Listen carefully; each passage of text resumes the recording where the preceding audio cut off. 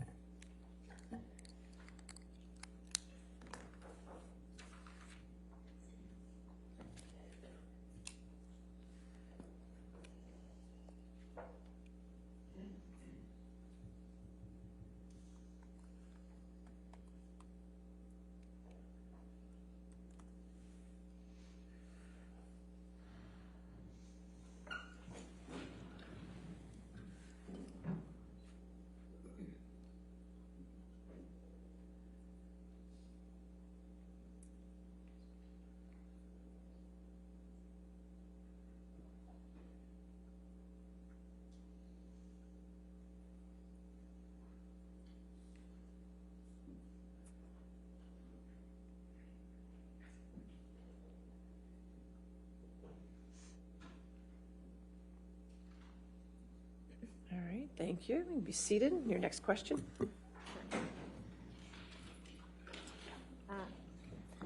Mr. Depp, before the break, we were talking about how your finger got injured in Australia. Do you remember that? Yes. Okay. I'd like to pull up Defendant's Exhibit 394, please. Mr. Depp, do you recall Mr. Rottenborn showing you this exhibit during your cross-examination? Yes, I do. And can you please explain when, relative to your finger injury, you sent this text message?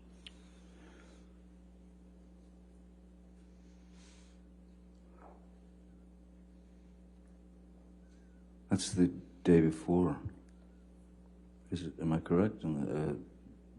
At the bottom, it says, I cut the top of my finger off. What should I do? Except, of course, go to a hospital. Australia, exactly. The time difference, sorry. Yes. That's what I said. And so when, relative to when your finger was injured, did you send this text message, to your best recollection?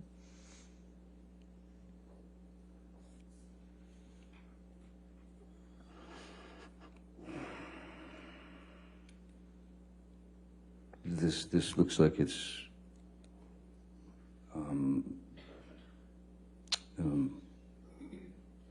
at the time to me.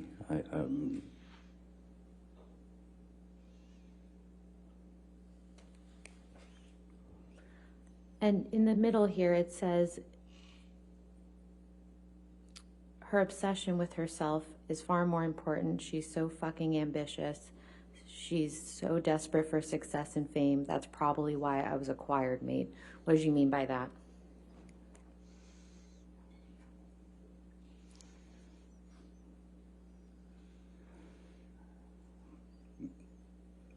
Unfortunately, I meant exactly what I said in this text. It seems it had become clear that there were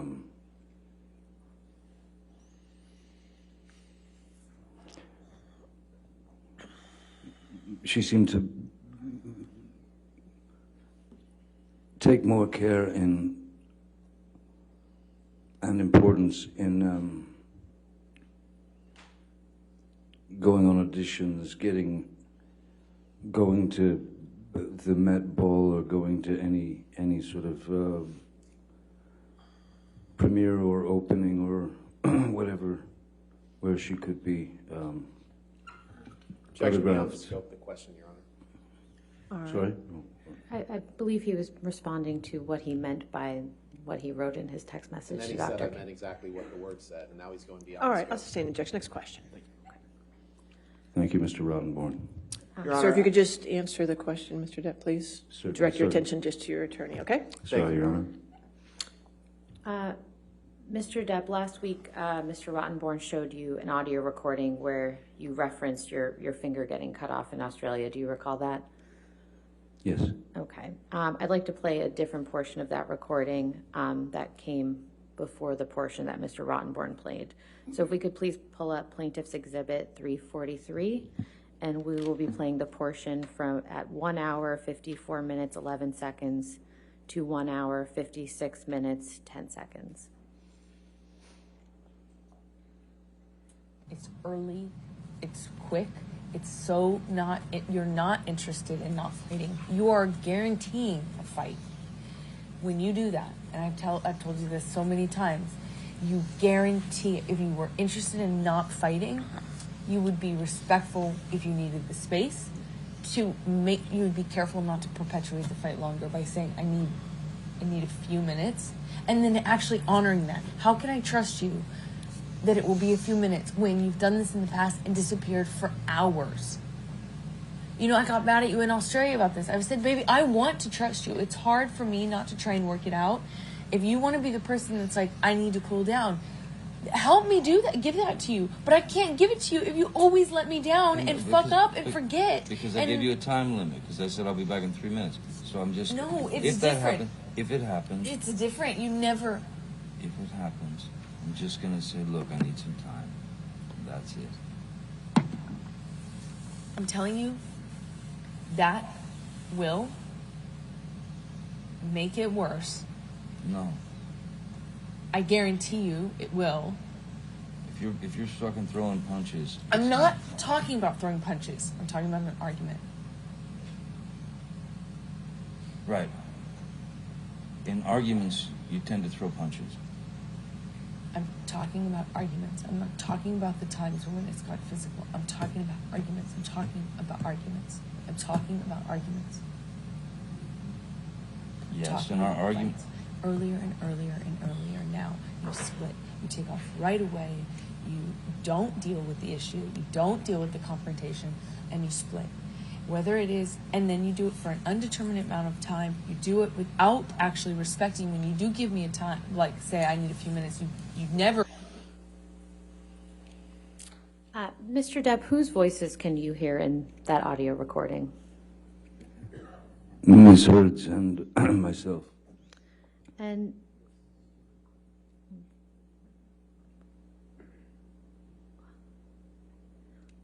there was a mention about Ms. Heard getting mad about something in Australia. What did Ms. Heard get mad at you about in Australia?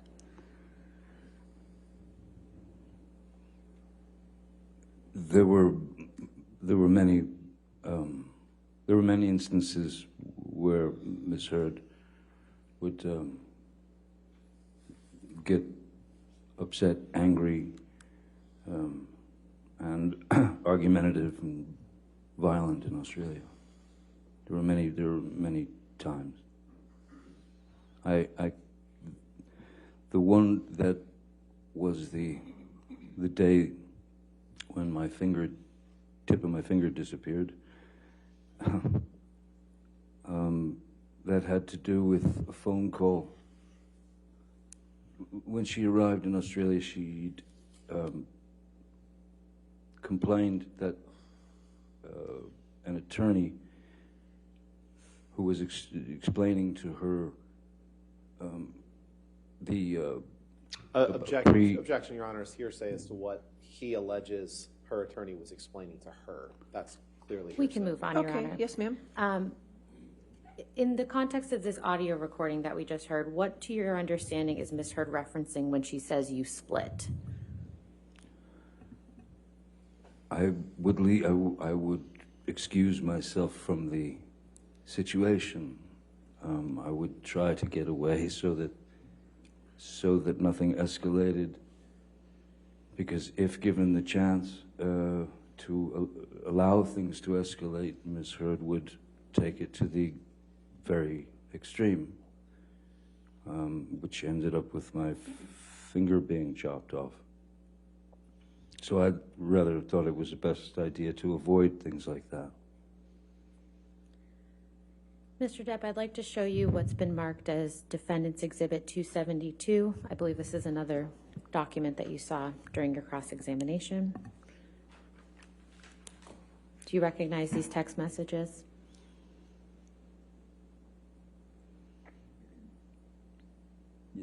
Yes. And these were after your detox on the island, is that right? That's correct. Now, where it says here, this was the right thing to do to speed up the process, what are you referring to there?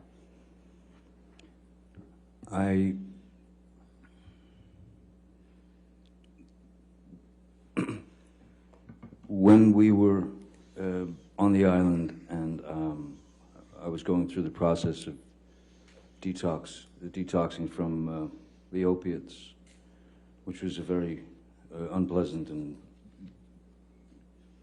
powerful, painful process. It wasn't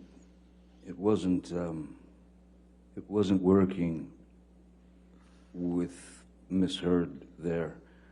I could not properly detox, as every day was another problem or this or that. So I asked that we leave the island and go back to Los Angeles, and I asked Ms. Heard if she would please allow me to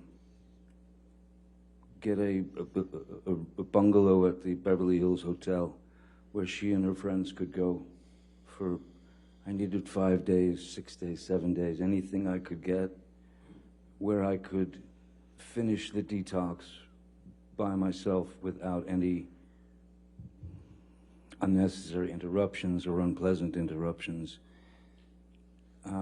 To which she replied that she was felt like I was throwing her out and abandoning her, and after all she had done for me, when the fact is, though, no matter what I wrote to her mother and to her, I needed the time, because I would have gone straight back to the pills. I would have not been able to detox properly without that time alone. And she reluctantly gave me the time.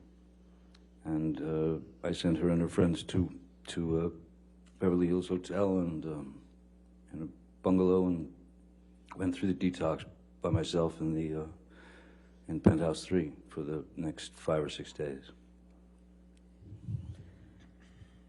Mr. Depp, last week Mr. Rottenborn showed you a video that was taken of yourself where you're slamming some cabinets. Do you recall that? Yes, I do. First of all, where are you in that video? That's the kitchen at a house that I've on Sweetser that I've lived in since mid-90s. And do you recall what you were upset about in that video? Objection leading. Overruled. I don't recall, as I don't know the date of, there's no metadata that I am aware of for that tape. Also, apparently looking for any metadata is impossible, as it is Your now Honor, owned beyond by... the scope of the I'll question. sustain the objection. You want to ask the question Mr. again? Depp, what do you remember, what, if anything, do you remember being upset about that resulted in what was seen in that video? I can't recall if it was bad news about my mother's health. I can't recall if it was something to do with my former business managers, you know, finding out that they'd taken me for a very nasty ride. I don't recall exactly what it was about. What I do know is that it didn't have anything to do with her. Objection beyond the scope of the question. Overruled, I'll allow it. It's fine.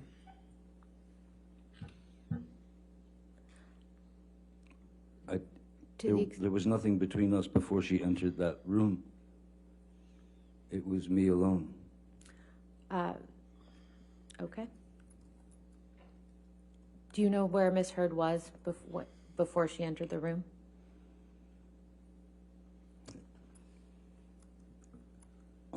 I assume that she was up in the, you know, she'd gotten out of bed and gotten dressed and come downstairs.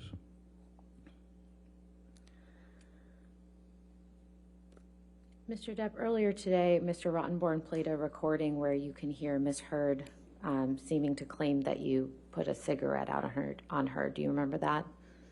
I remember hearing that, yes.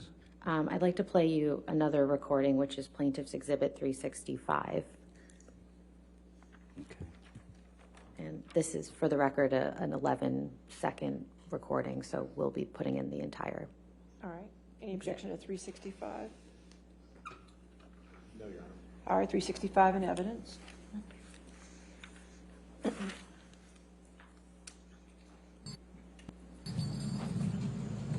Couch. Couch. Couch. You give me one couch. I gave you 3 other couches. 2 couches. What do you want? Please? Pay attention to it. Please, give me a couch. What do you want? Couch. Couch, right? What do you want? I want couch. We don't have to shake hands. I want couch. Couch. Agree, please, though. You said you agreed Couch, before we agreed. started talking.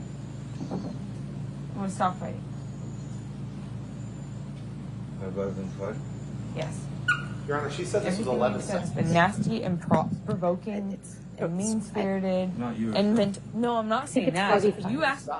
I'm sorry. I'm sorry, I think I misspoke. I may have been 45. I may have misremembered. She It's, said it's it was a. 11 seconds long, and that went way longer. I Okay, apologize. I misremembered. All right, it's in evidence. It may help if could we ask them to move the media player so we can see it too?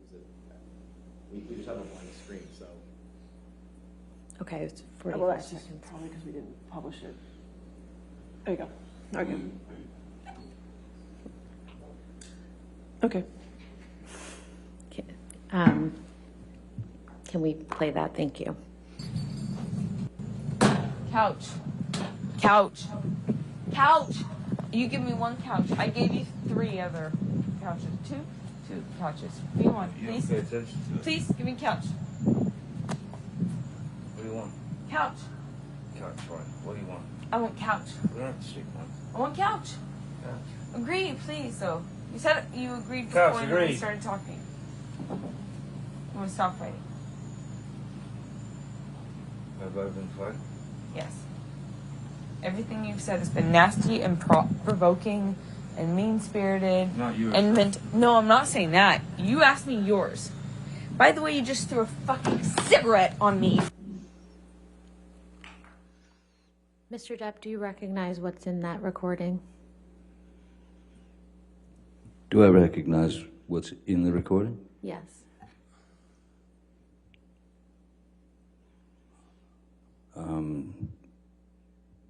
Seems pretty clear that she's ordering me to the couch. And I didn't want to go through with any, again, avoiding confrontation, trying to avoid confrontation in any way. I can certainly say that without hesitation, there is no way under the sun that I would flick a cigarette at her or burn her with a cigarette. If I flicked ashes and an ash got on her, but she's certainly not screaming out in pain as if a cigarette is being put out on her. That's ludicrous. Do you recall the situation that's reflected in that audio recording? I believe that's Toronto, which was right after the Venice Film Festival. We were at the Toronto Film Festival.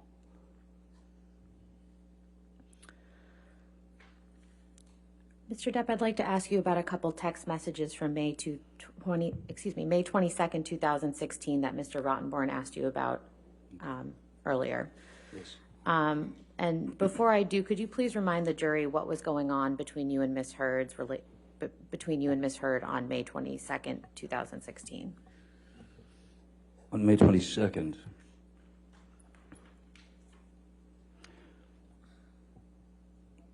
on May 21st, I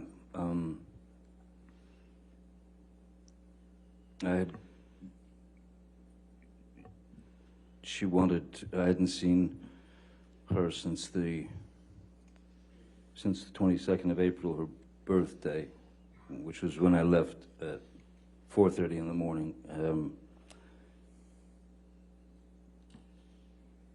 believe, Objection, Your Honor. This is cumulative. He's already gone through all of this in his direct examination, and she asked him what was happening on May 22nd, and he's getting into what happened on May 21st. We've already been through this. I believe that he's providing context for where they I think were we on the can- we can 22nd, go to but the 22nd. if you could, Mr. Depp, please explain where you were on the 22nd of May in 2016. As far as I can remember, on May 22nd, 2016, I was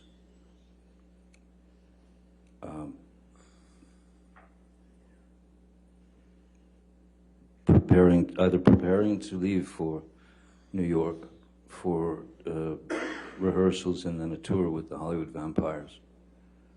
I was either preparing to leave or I was had left. Could we please pull up Defendant's Exhibit 736, please? And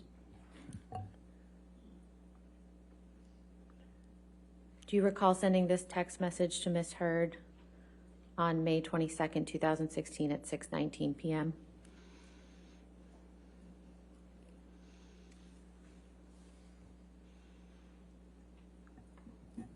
Yes, I do. What did you mean when you told her nothing I have to say to you should elicit anything but a sense of ease?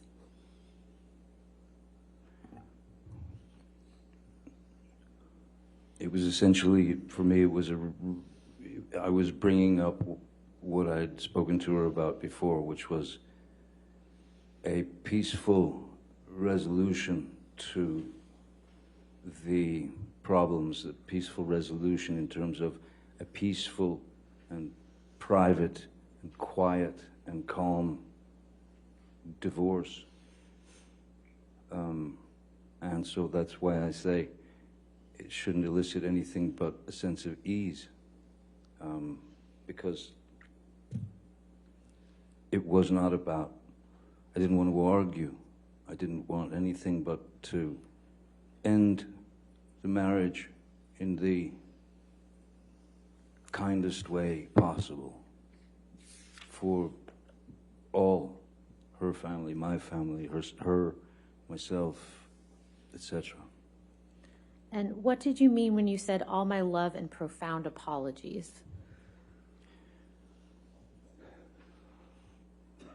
Profound apologies is that it just didn't work. We just could not work. There was no way. And I had to try to put a peaceful end, a peaceful stop to the endless opportunities for these constant arguments. If I didn't put a stop to it, then, I mean, if I didn't try to put a peaceful stop to it, a peaceful end to it, then if you don't stop it yourself, it'll stop you.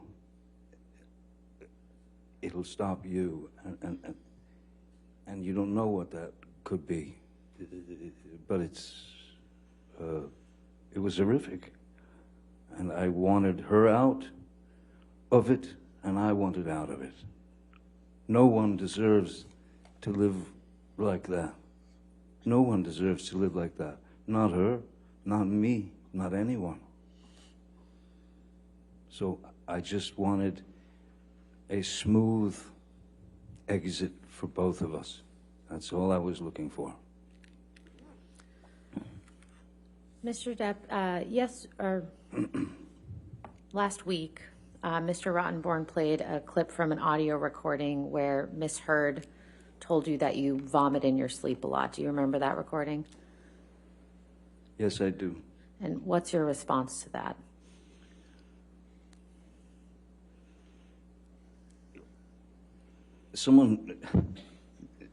When someone tells you that you vomit, she didn't tell me. I heard it in court. When someone brings up the fact that you vomit in your sleep every night, and, well, first I think you'd be aware of it, And also, I think the first thing that I would do is seek medical attention. It didn't exist. I'd never vomited in my sleep every night. There were times when I would get, yes, physically ill from the endless shots that you take when you're just you're unable to take it anymore, and it does affect you physically after a while. So I would have to leave and go and vomit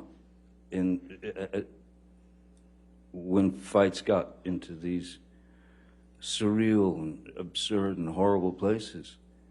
But it still confounds me as to why she would record that. I don't know why anyone would record that. Mr. Depp,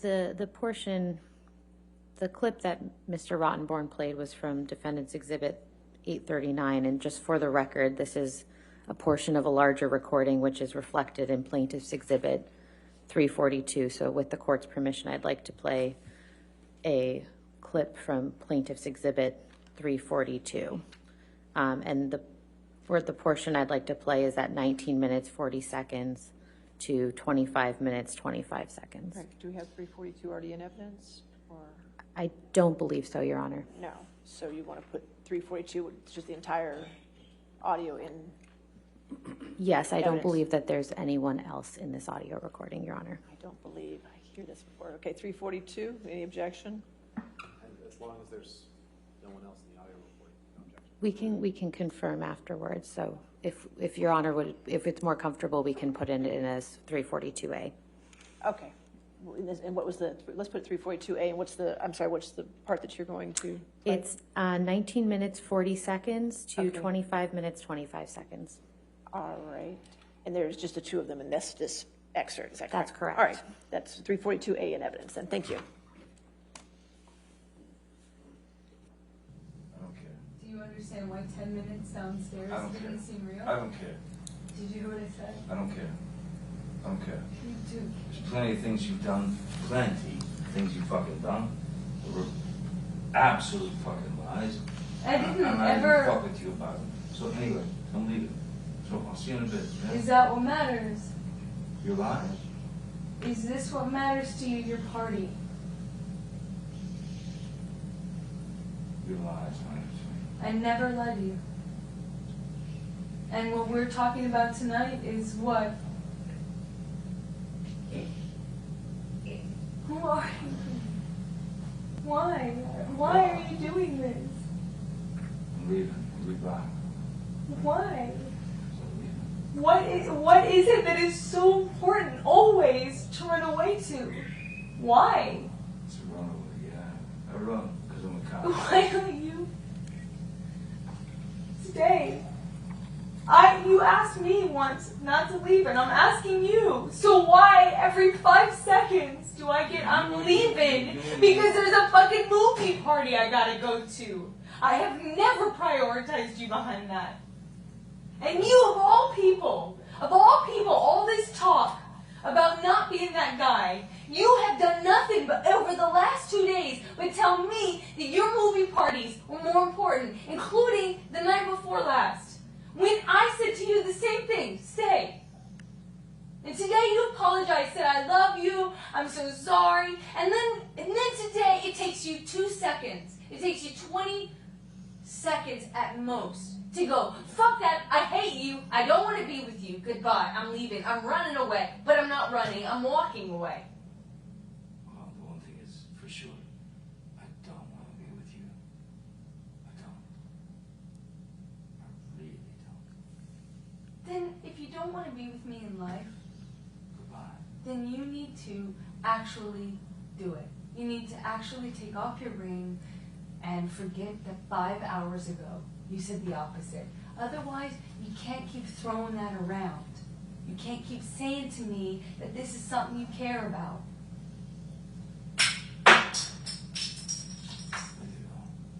Is that what it's worth to you? Yeah. Yeah. For you, from all this bitching, from all these rules, all these. Rules? Because I asked you to stay? Because I asked you to stay. No, because you're fucking What was it? heartbeat. What was it when you asked me to Because you're stay? a pain in the ass. What was it when you asked me I to can't stay? stand it, no. What was it when you asked me to stay? In Australia, you said you promised me not to leave. You said you promised me not to leave. What did I do? I thought you would change. What did I do? Not change. What did I do? Not change. Did I stay or did I leave? You changed. Did I stay or did I leave? You stayed and you didn't change and you were a fucking I stayed. pain in the ass and you were a cunt. So I stayed. And I've been a cunt ever since, which is why you told me Pretty about every other day how you couldn't imagine your life without me, including today. So, When which you're guy, great- does that seem normal to when you? you're Does that great, seem yeah. normal to you? You told me tonight that you couldn't imagine your life without me, and now you're throwing your ring on the ground. Does that seem normal? Let's have you tell me. That seems sober? You seem normal? The definition of normal. You. Does that seem normal? You. Does that seem normal to you? Borderline personality disorder. I'm borderline personality disorder now. Without question. When I've been consistent all night saying, don't go, don't fuck this all up, I'm not fighting with you anymore. I've been saying this to you the whole night. I'm really sorry we disagreed. You're not perfect. I said this 2 hours ago. I'm not perfect. You're not perfect. I love that you put But me we don't first. have to do this every time we disagree. No. No, we don't. But we do. Please. We do. Please, come here. And you have Please come every here. insult. Please come here. I'm not insulting you. I have not been insulting you. Back. I love you. Johnny, what do you need me to do? I love you. Stop. And smack me on the ear again. I love you. Want to smack my ear again. So it fucking resounds in my fucking cranium. I You love like that? I love you. Huh? I love you. I'm sorry. I love you. I love you. I love you too. No. No. I don't love you that much. Me too. No, I don't. I do not love you that much. To give of myself? No. Do not. I will not give of myself. And you want me to fucking be some kind of perched goddamn parrot or a fucking weird frenzied dog? No, I won't be it. I don't No? want you to be a frenzied dog. I'm trying to talk Or to your goddamn Calm. fucking lover, Calm down. Calm Tasia down. Fantasia. Calm I'm not gonna be that shit, man. Baby, stop. No, I don't want to be with you. Baby, If these are the fucking stop. rules, fuck Not that. the rules. You're making this whole thing. You're doing this whole Oh, thing yourself. No one's fighting me. I'm making this up. Really? That, above all else, is an insult.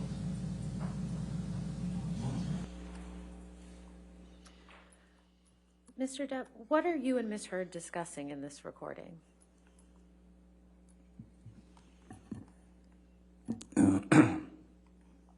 It is another argument that is apparently not an argument to her. The screeching of her voice, the demand that things go her way and only her way. I was done, and I think I stated clearly, I don't want to be with you. I don't want to be with you. I'm not going to be a parrot on or some, little dog that runs through hoops for you. I ain't going to do that. And I wanted out. She said, take your ring off. She still wouldn't let me leave. I did, and she still wouldn't let me leave. So it's just another example of kind of being nailed in one spot and not allowed to do anything but react to her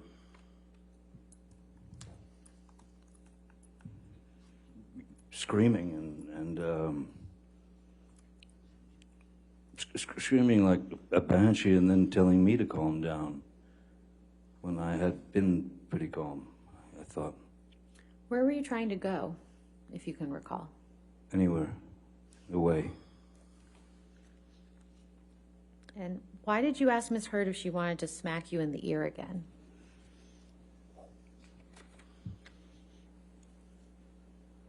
She had given me a good chop in the ear, you know. One of those where leaves you ringing, you know. And it was not long before that, and so I thought, maybe this will make you happy. Will it make you happy to, would you like to hit me in the ear again? Would that make you feel better? Will that make you stop this? Would have done anything to have stopped. Outside of taking anything to some physical level, I disagreed with that wholeheartedly. That's not me. It's not who I've ever been. It's not who I'll ever be. Mr. Depp, I'm going to play another audio recording. This is a different portion from what Mr. Rottenborn played for you today. It's DX 598. I believe the portion Mr. Rottenborn played was designated 598B, so this will be 598C. Okay. And first, I'd like to play the portion from 31 minutes, 14 seconds to 33 minutes, 4 seconds. All right, any objection to 598C? No, Your Honor. All right. And then we will go on and play the second portion, which is 56 minutes, 27 seconds to 59 minutes, 54 seconds. All right, 598C in evidence. You know, and it builds, right? Like you build, I build, you know. It isn't like at one moment either of us sign a certificate of saying, or like sign the contract or say, okay, now a bloodbath. No. So acting as though there's a choice between the two is irrelevant. I'm not asking you to stay over having a bloodbath. I'm asking you, over walking away. I'm not asking you to have a bloodbath over walking away. I'm asking you to work it out over prolonging it and making it bigger. Right, but if... at least that's how I see it. Indeed, You know? but if things get heated, Yeah. and it looks like it's going somewhere nasty, and the name calling begins, and all that stuff, I've got to get away. Because I don't want to be ever in a situation again like that. Never. Me too. Me too. Never. So Me too. that's don't freak out if we do have a fight and I walk away. I'm not going to do that. I'm asking you to stay when you feel you are also in the interest of working it out. I think it's a good idea for us to take a moment or two, take some time. Take some time to think by ourselves without being, barraged by each other's fucking bullshit whatevers. Let's take a break from it, and then come back, try and be calm, and walk through the thing.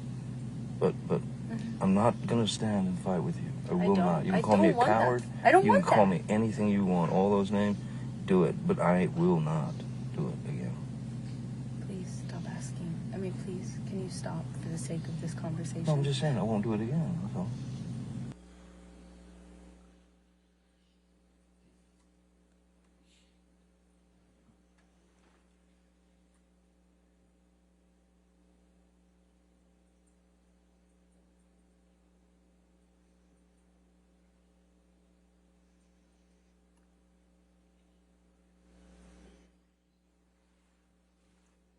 Okay, great. Then let's take our space, and let's not do this anymore. Because I'm really getting frustrated. And I'm really, really, really sick of this argument. Stop. I'm sorry. Okay? So let me go, and you go, and I'll speak to you in a couple hours. Okay? Okay? Stop. Okay. Why are you saying stop? May Please, I so- go? Please, it causes me so much stress when you leave, when you walk away from me with that. It's like you don't understand how much worse you're making this. I can't believe this. Please, you're making it worse for me. Okay, I'm sorry for you. Please, I'm only trying to tell you so that you know you're causing me immense stress right now when you walk away like that. There's no reason to be mad. Well, then say goodbye. I haven't walked away. You're not saying goodbye. You won't let me fucking leave. Let me Oh my leave. God. Stop rushing me! Stop pushing me in the corner and then poking me with a stick and then saying, why are you saying the words you want me to say? Stop poking me! Stop rushing me! Stop throwing me against the wall and going, what? You don't like that wall? You don't like the fucking wall?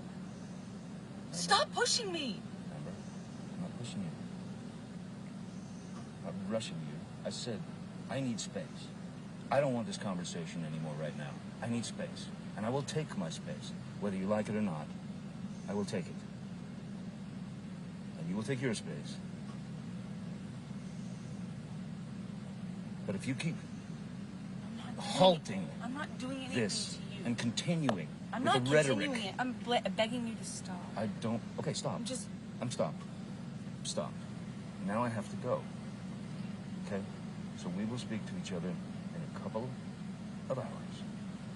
Okay? I hope you have some kind of revelation that makes you feel better. You know? I hope I do too. But we'll just see when I get home. We'll just talk, or we won't talk, or we'll finish this, or we won't finish it.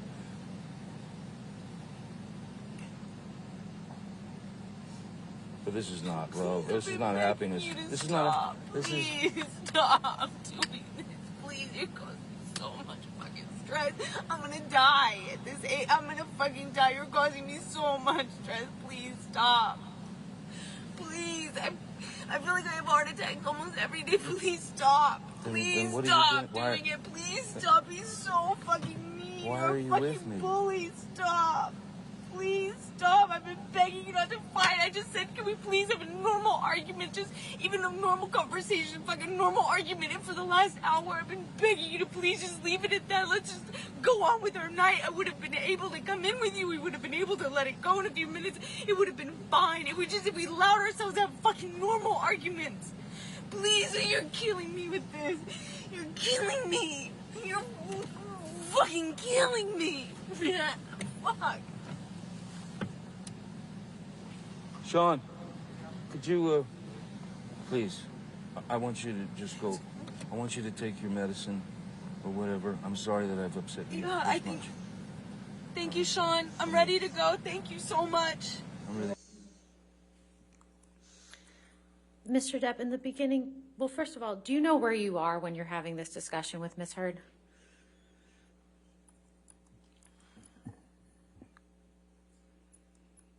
The only, excuse me, the only clue that I have is that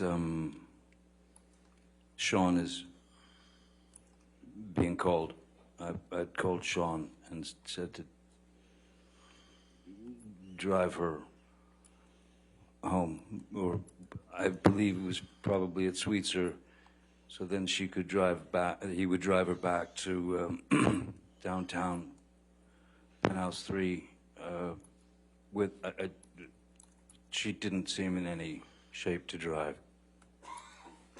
to me. And earlier in the clip, there was a reference to a bloodbath. What does that mean in the context of that conversation? I don't know. Again, it seems like some word that was it became Objection, part Your of Honor. He said he doesn't know. All right, I'll sustain objection. Next question.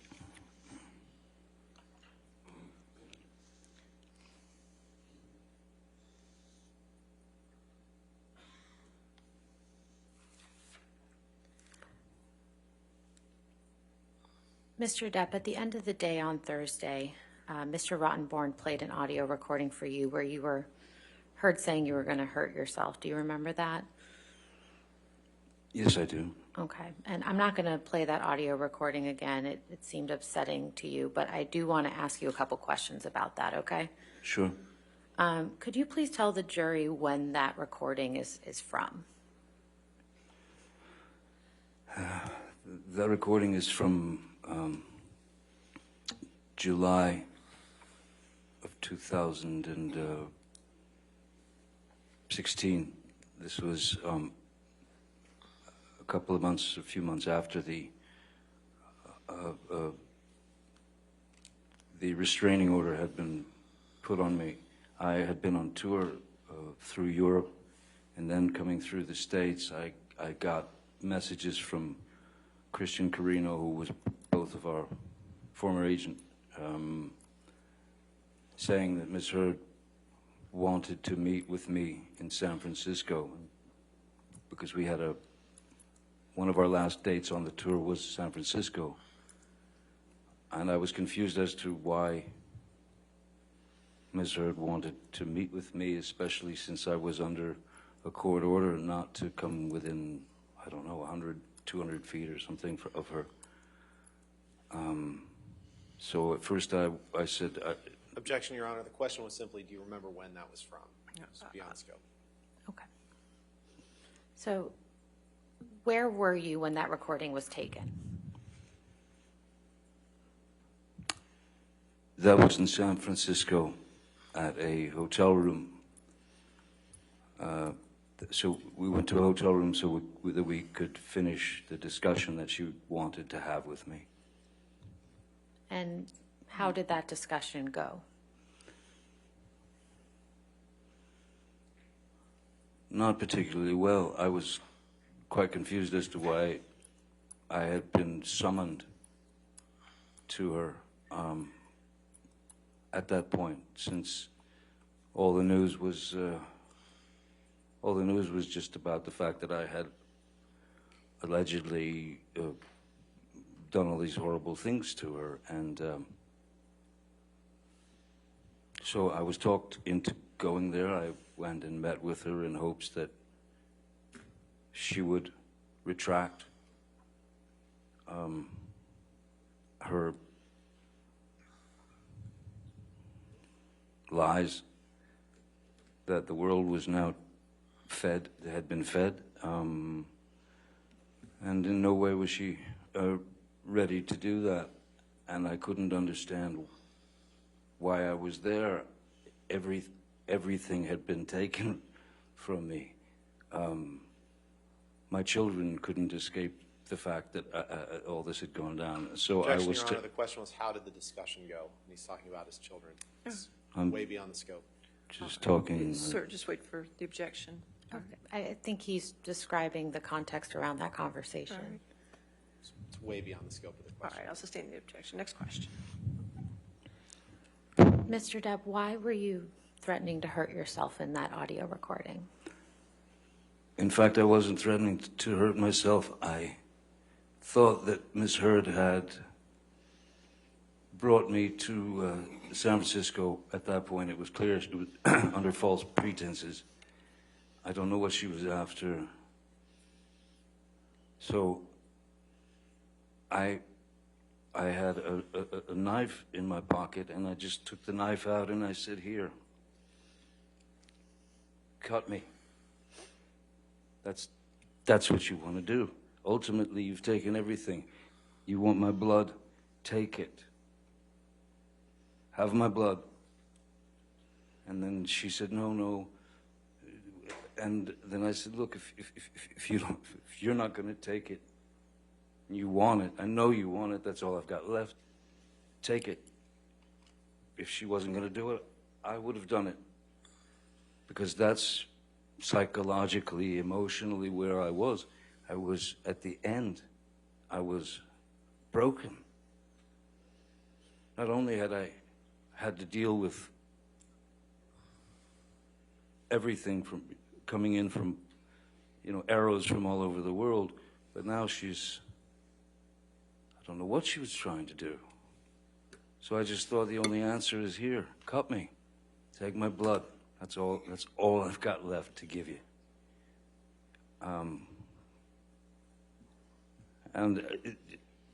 Obviously, there was no threat to Ms. Heard with that knife. It was about spilling my blood, because I thought that's what the only thing she didn't have at that point. And I was broken and really just at the end. I couldn't take it anymore. I thought everybody, I know that that's his job, but that was quite a cruel... Objection, Your Honor. We're well beyond the All scope. right, I'll sustain the objection. Next question. Finally, I'd like to play a portion from Plaintiff's Exhibit 357, specifically the portions at 18 minutes 43 seconds through 21 minutes 46 seconds. 357, is that correct? 357, yes. All right, so is this going to be another one where it's going to be an A, or is this going to be all that's going to be offered? Why don't we go with A to We're be going safe? with A. Okay, could you give me the numbers again, just so I have them for the record? What are you going to play? It is 357, beginning at 18 minutes 43 seconds through 21 minutes 46 seconds. All right, any objection to 357A? No, Your Honor. All right, 357A in evidence. It's been going on too long, Amber. Maybe we just gotta stop this. Just gotta stop it. I don't know how to get my reputation back. We write a letter together. That means Saying that we're going to take this out of the public eye, saying that we're going to try and work this out on our own, saying that the media has created such a fucking hateful storm that it's sickening, that we love each other, and that we want to make sure each other is okay. Have we had fights in the past? Have we had this or whatever? Fuck it, they already know all that shit. Don't matter. Here's the deal. no, it matters. It makes. You have no idea. Every ounce of my credibility has been taken from. I mean, and done so in a dishonest way. You know. Amber, the abuse thing is we've got to deal with that. Yeah. We've got to deal with that, I don't have Amber. any way of my credit is my credibility. You know what? I don't. And why did you put that out there? I did not. You forced me. Your team forced me to by going on the offense. I didn't force you to. From the very beginning. I promise. Look up the timeline to these things. Everything is. Forget it. Forget it. You don't believe what I say. You don't believe what I say. But I did not choose this. Every step of the way has been an offense. I did not put this anywhere. I didn't. Let me talk to the fucking team. I did not call the cops. I gave them no statement. IO called the I did cops. not call the cops. You told IO to call the cops. I did not call the cops, and I did not give them any statement when they came. I've been trying to protect you. You told IO to call the cops. While it was happening? Yeah. Oh, I'm sorry, because the last time that it got crazy between us, I really did think I was going to lose my life, and I thought you would do it on accident. And I told you that. I said, oh my God, I thought the first time. Amber, I lost a fucking finger, man. Come on. I had a mineral can of mineral spirits thrown at my nose.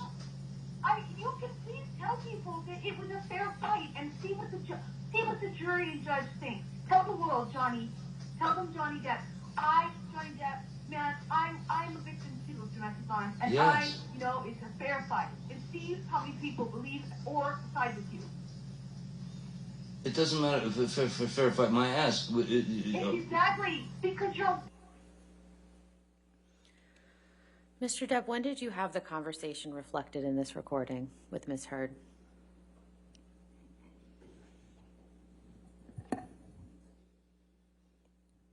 I don't recall exactly when it was.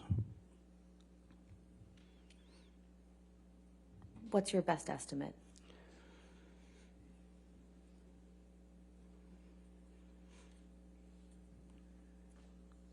My best estimate is that it was long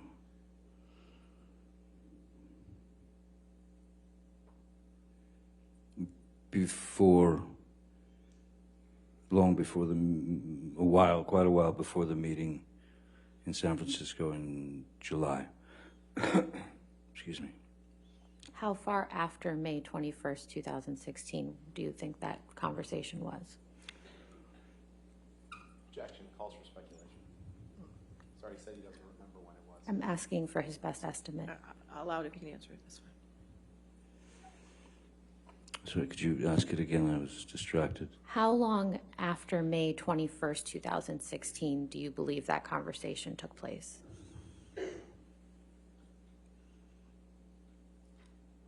I would say that it was not too far, maybe a couple of months. It was far enough to where the world media was already bombarding me. So it was an attempt to try to make all the. Objection, Your Honor, beyond the scope. All right, I'll sustain the objection. Next question. What are you referring to when you said you and Miss Heard will write a letter together? I was trying to make a peaceful settlement. And what are you referring to when you say you lost a finger?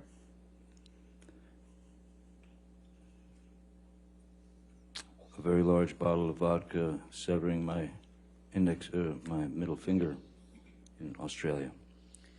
And what were you referring to when you said a can of mineral spirits was thrown at your nose?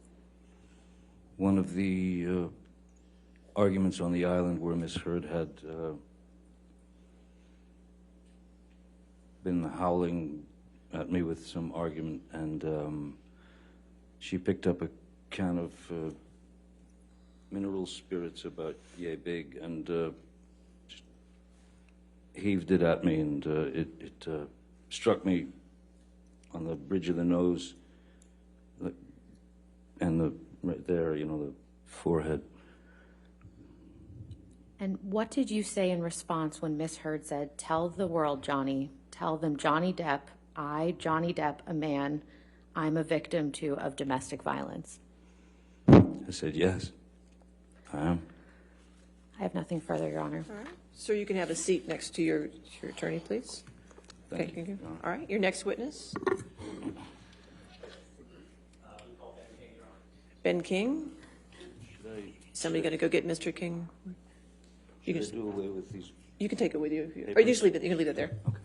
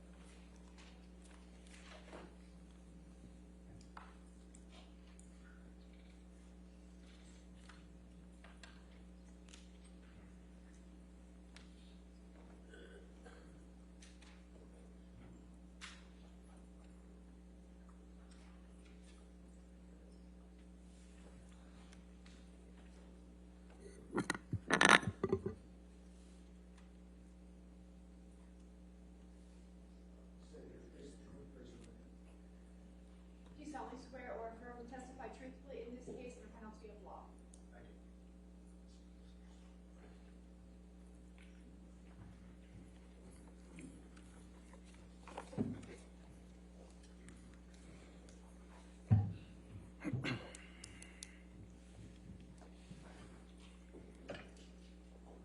There you, sir. All right, and good afternoon, Mr. King. Good afternoon. Would you please state your full name for the record? Ben King. And Mr. King, can you briefly tell us where you're from? London, central London. Okay. And can you tell us a little bit about your background? What's your occupation? I'm a house manager, personal assistant presently with an individual who also lives in central London. Okay.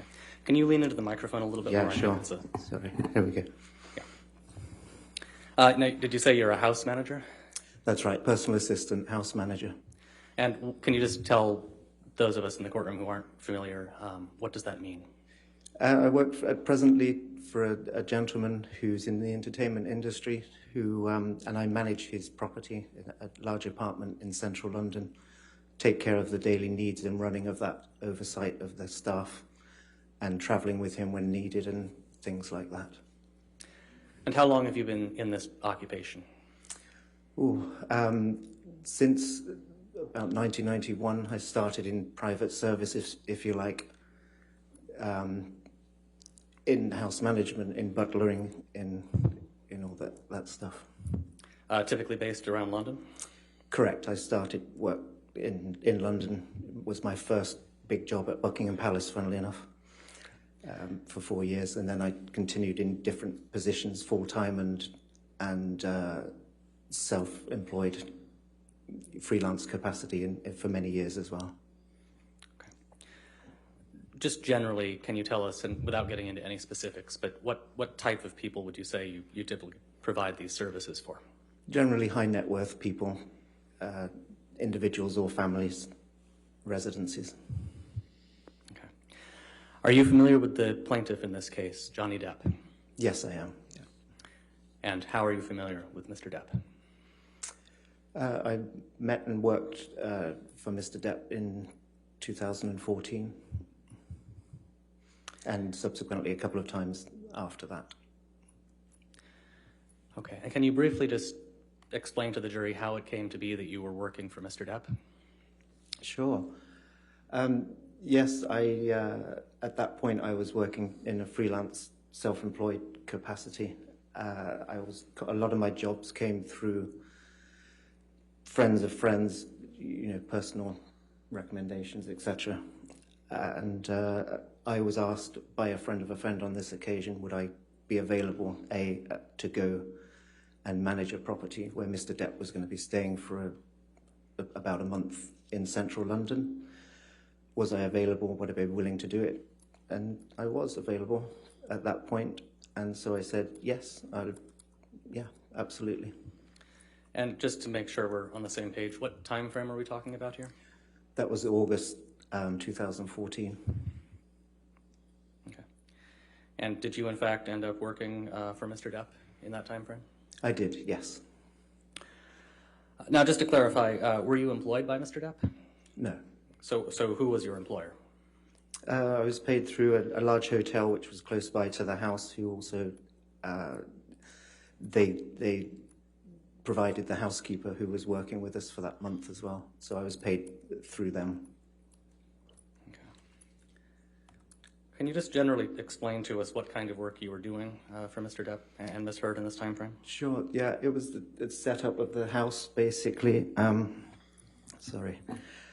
Setting up the house initially, which meant ahead of the principals arriving, which meant making sure all the linens were in place for the bedrooms. It was a sizable property, and just organizing everything ahead of their arrival. Once they arrived, it was the management of that property, the oversight of it, and the day-to-day running, some service, like butler service, and managing the housekeeper day-to-day through that whole month. And when you refer to the principals, who are you referring to? Mr. Depp and Ms. Heard. Okay. Where exactly were you working in London at this point? Just kind of describe for us the house, I guess. This was in Mayfair. It was a large townhouse in an old building, but it was very contemporary inside, modern, furnished, very modern sort of way. Quite spacious, maybe 4 or 5 bedrooms, I think. A small indoor pool, a small gym. Quite an open plan layout throughout the house. Okay. And how long were they there? For the month, essentially, yes. Okay. Can you tell us just generally what hours you would typically work in a day while you were working for them in London in this time frame? Yeah, approximately. It depended on what was going on, but I mean, generally 7 or 8 in the morning till 7 or 8 in the evening. Typically, there was a chef employed as well. Russell, brilliant chef. He tended to stay after I left in the evening. He would cook dinner, serve dinner, and thankfully cleaned up after dinner. So I could leave sort of early to mid-evening, usually most days. Unless we had guests, unless there were guests or other things going on. During your time managing the house for Mr. Depp and Ms. Heard in 2014, did you have occasion to observe the interactions between Mr. Depp and Ms. Heard? Yes, absolutely. Yeah. How often? Most daily, I would say. Pretty much most days through that period. And did you yourself interact with Mr. Depp and Ms. Heard? Yes, also daily, I would say. Which of them would you say, or did you see one of them more often than the other? Ms. Heard was there. Mr. Depp was, the reason I think they rented the house was because Mr. Depp was working at a studio. I think it was Mordecai, the movie. So Ms. Heard was there at the house most of the days. Mr. Depp often went to work and came back later on in that evening, that day. How would you generally describe the interactions that you observed between Mr. Depp and Ms. Heard? Initially, very sort of loving towards each other, nice couple. Mr. Depp was always a gentleman and keen to make sure Miss Heard was taken care of, anything she needed, often pour a glass of wine for her. Just nice, pleasant. How about your own interactions with the couple? How did you get along with them both? I think very well. They were really open to me, and I mean, my background's quite formal, so it was quite an informal setting. I was able to ask questions to either of them. Ms. Heard especially, it was really helpful to get information about what time they wanted dinner, basic stuff like that, or anything. It was good interaction all the time with the both of them. Okay. Now you mentioned wine. Can you tell us to what extent did you observe either of them consume alcohol over the course of these 4 weeks? Sure. When I started that job, or when I was taking that job on, I was told, I think by Mr. Depp's assistant, that he was. Oh, sorry. Can you answer without telling what you were told? I was made aware that Mr. Depp was. Could you put your microphone on? Okay. Same objection. He's explaining what he was been told. Now he just said I was informed. I don't think it's offered for the truth, Your Honor. I think it's just offered to explain his own behavior towards the couple. No, can we approach? Okay.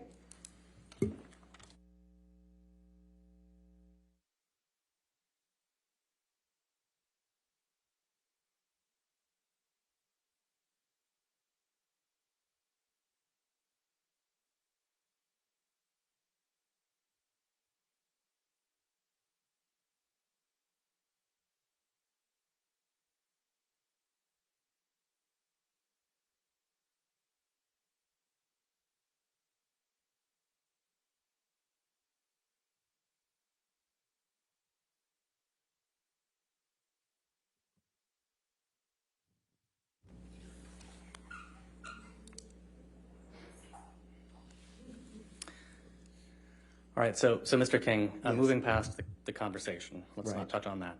But just in general, can you describe the alcohol consumption that you personally observed and what you personally witnessed? Sure. I didn't see Mr.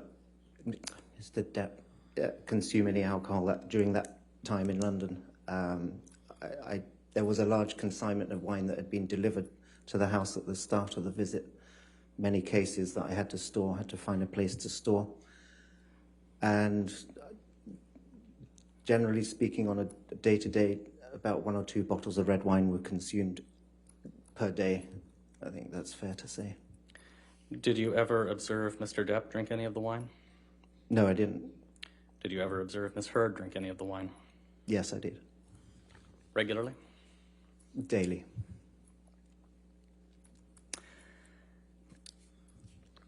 Now, I think you already testified that you observed interactions with Mr. Depp and Miss Heard, and you generally found them to be friendly. Is that fair? Very much so, yes. Were there any exceptions to that? Towards me? I'll rephrase. Okay. Did you ever observe any arguments between the two? Yes, I did. I'll allow it, that's fine, go ahead. You can answer. Oh, yes, I did, yeah. Okay, and can you describe for us the arguments that you observed? I can describe two of them, certainly. There were a few arguments on that during that month. Well, let's just start with those two. Okay. The first one I remember was an evening. Actually, they were both the ones I recall were, and I was close to, were evenings. This first particular evening, the couple were due to go out for dinner, I guess. I know the car was waiting in the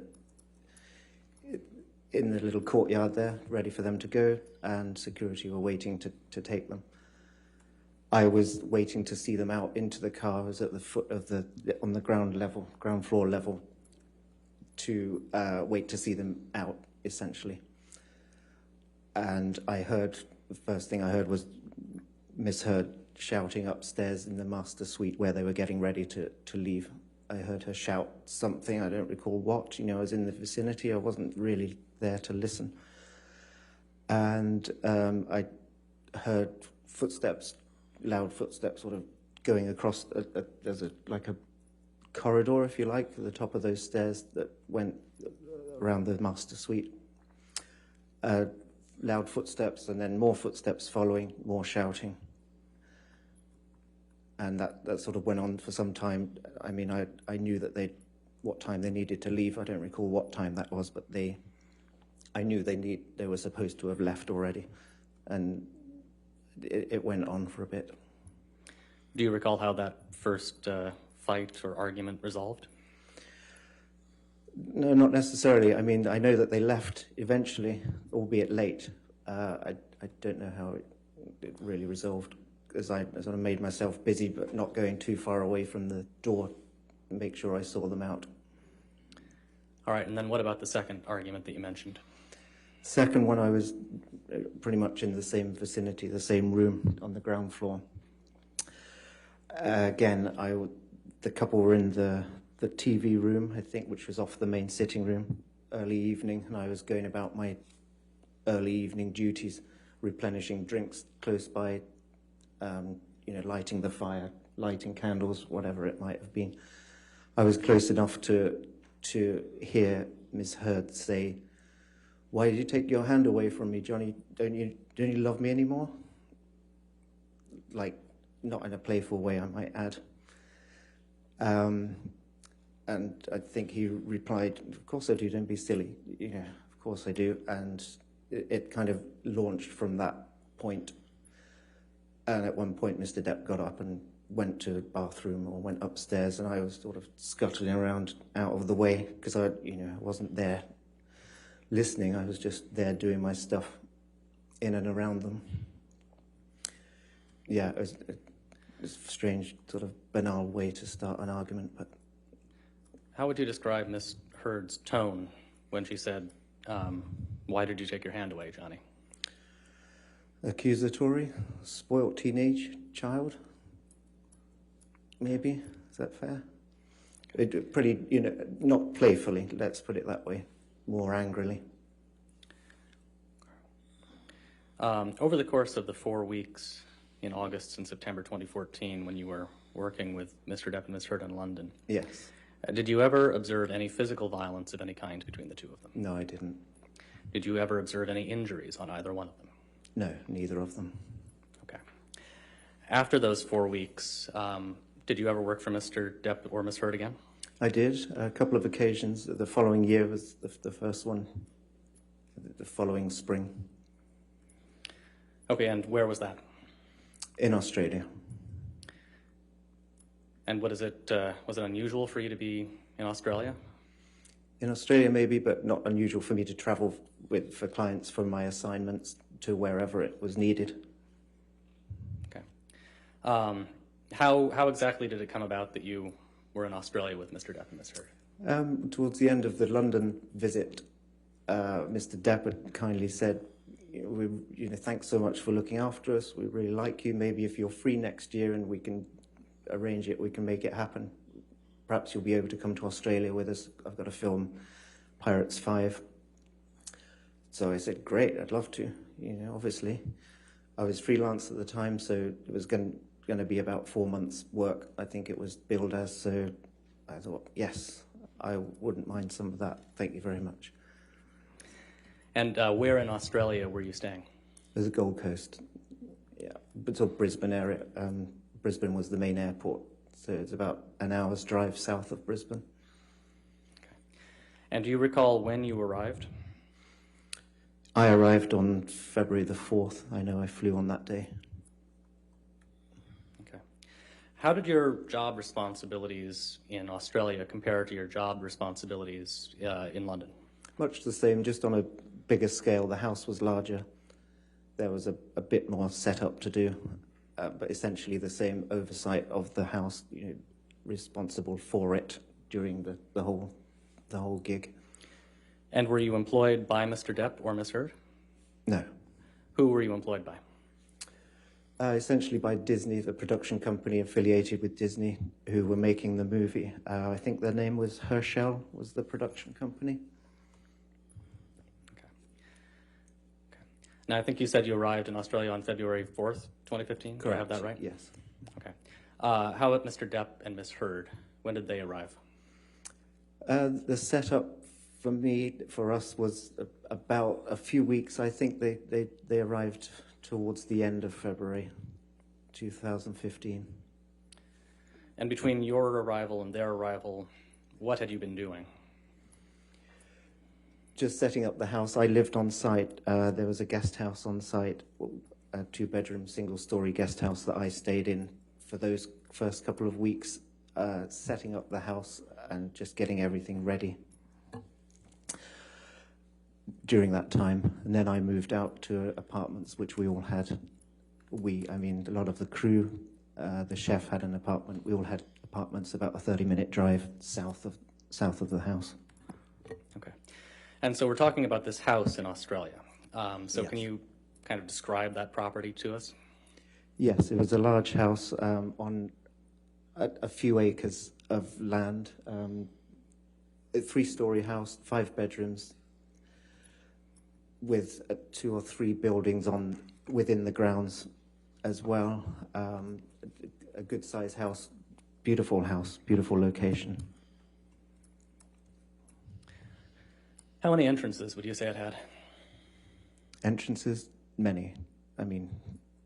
Many certainly on the lower ground level out to the garden. On the first or on the main floor level, there was many entrances. Every room in that house had a balcony at least. Every room on the lower ground floor had a sliding door or a door out. The utility room, the garage, the gym, everything. Obviously the front door. Many. On the main level, the large glass sliding doors out to the pool area, which had a gazebo and steps down to the ground. Okay, and once Mr. Depp and Ms. Heard arrived to stay at this house, was anybody else staying in the house? Staying in the house, no. Was anybody else staying on the grounds? On the property, yes. There was a couple there, caretaking couple, Sean and his wife, Sandra, who worked for the owner of the house. They lived on site essentially all the time. They were there pretty much throughout. And their house was, a couple of 100 yards away from the main house. And yes, security were there also. All right, sticking with the caretaker just briefly, about how long would you estimate it would take to walk from the main house to the caretaker's house? Under 5 minutes. No more than 5 minutes. Okay. And then you mentioned security. What was the security setup? Security was set up by Jerry Judge. They were employed. They stayed in the grounds for the duration. They didn't come into the house. They had a little sort of shack round by the perimeter wall, where they would start their patrols from, walk around the grounds, around the exterior of the house at certain times of the day, write their reports, and go back and stay in their shack. And how many security guards would be on site at any particular time? I think one in the day and one in the night, so they did sort of 12 hours about, as I remember it. But it was 24/7? Yes, definitely. Okay. Do you know whether those were local employees, or were they regularly employed? I believe they were Australian, yes. Okay. Now, I think you said you were not on the property 24/7, right? You had an apartment elsewhere? Correct, yeah. I kept the same hours as I did in London, essentially. Monday to Friday, 9 to 5, not quite, but 7, 8 a.m. till evening, till everything was set up and I could leave. Okay. And did you have an opportunity when you were in Australia to observe Mr. Depp and Ms. Heard's interactions with each other? Yes, of course. And how would you describe them? Initially very good, like in London. It seemed very pleasant towards each other. Did you observe any arguments? Yes. I several. Okay, can you tell us a little bit about those? Yes. A similar pattern, it seemed, to London arguments. One in particular was very similar to the second one in London. Started in the TV room, funnily enough. Loud voices, and Mr. Depp leaving the room, shutting the door, going to another room to play his guitar, or to a bathroom, whatever. And Miss Heard closely following and opening the door, or certainly rapping on the door. It seemed to continue.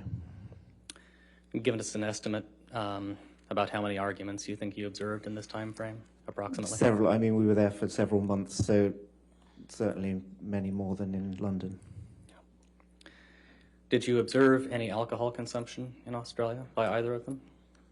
Yes, again, Ms. Heard, I was, again, part of my responsibilities was to provision the house and have everything set up for that. So I regularly brought red wine for Miss Heard, which she consumed, the same amount as in London, I think. And what amount is that? Generally speaking, 1 or 2 bottles a day. Okay. Did you ever observe Mr. Depp start any arguments with Ms. Heard? No. Oh, sorry, hold on, objection. Oh, sorry. Yeah, could you put your mic, there we go. Leading, objection leading. I'll sustain this to leading if you want. Okay, we can move on. New question. Do you remember anything about Friday, March 6th, 2015? It was essentially a normal Friday, if you like. End of the week. Yay. Nothing extraordinary about that day. Did you come into work that day? Yes. Yeah, I was there. Okay. Do you recall about what time you would have left the house on that date? I remember taking a photo of the beautiful sunset over the pool. The sun would set over the pool and the creek. I took a photo of that around early evening, so 6:37. I would think I wouldn't have left much later than that. Was Mr. Depp there when you left? I don't think so. I think Mr. Depp was at the studio still on that day. I can't remember sort of seeing him to say goodbye, have a good weekend. How about Ms. Heard? Do you recall if she was there when you left? Yes, she was. Okay. Did anything unusual happen that weekend? Yeah, I would say something pretty unusual happened. Can you tell us about that? Yeah, I can. Foundation. All right, foundation. You want to lay a foundation? At some point, did you become aware that something had happened between Yes. Mr. Depp and Ms. To the Heard? extent it calls for hearsay. All right. I'll sustain that objection. All right, turning to the following Sunday. Ms. Williams, how much more do you have? Because it's time for our afternoon break. If I think we can, I have a little bit more, Your Honor, so I think maybe this would Okay. be a good time for a All break. right, let's go ahead and take our afternoon 15-minute break, ladies and gentlemen. Again, do not talk to anybody about the case and don't do any outside research, okay? You're excused, thank you.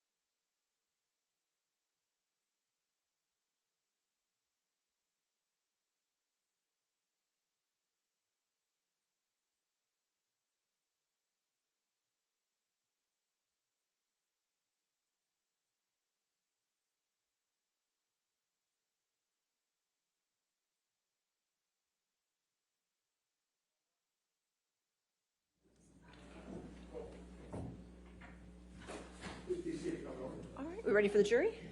All right, thank you.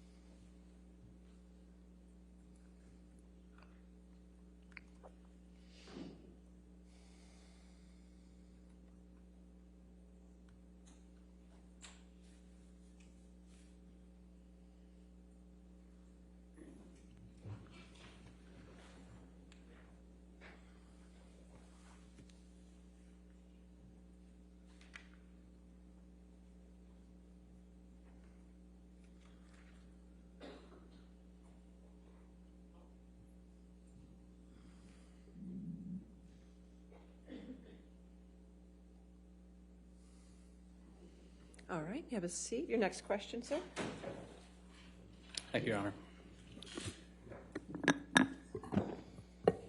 Mr. King, Yes. before we went on break, we were discussing Friday, March 6th, 2015. Right. After you left the house that evening, when did you next see Ms. Heard? Sunday the 8th. And where did you see Ms. Heard? At the house. What were your typical hours? Monday to Friday from 7 or 8 a.m. till the end of play each evening, early evening usually. Why were you at the house that Sunday? I was called to the house by one of Mr. Depp's assistants. And about what time did you arrive at the house?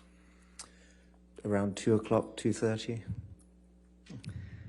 Who was there when you arrived? Debbie Lloyd was there.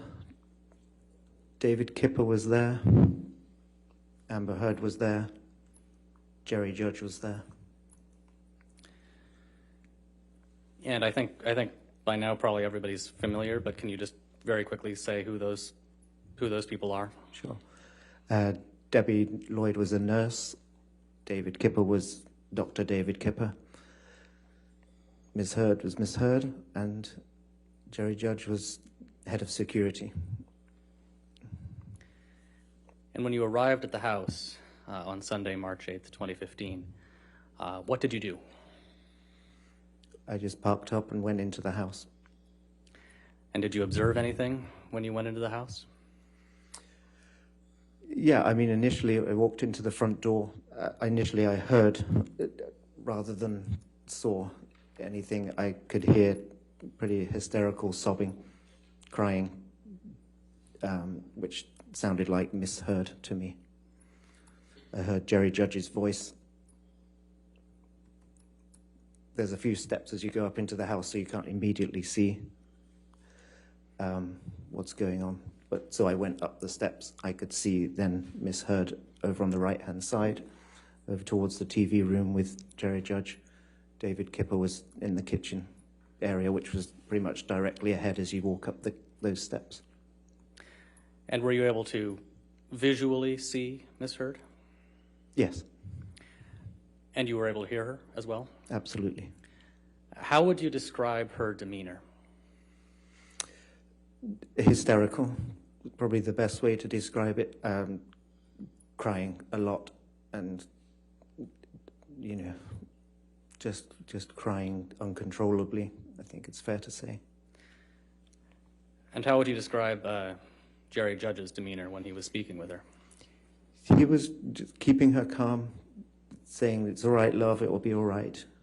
Jerry was good, like a big heart. Jerry, he's a good guy. He was calm.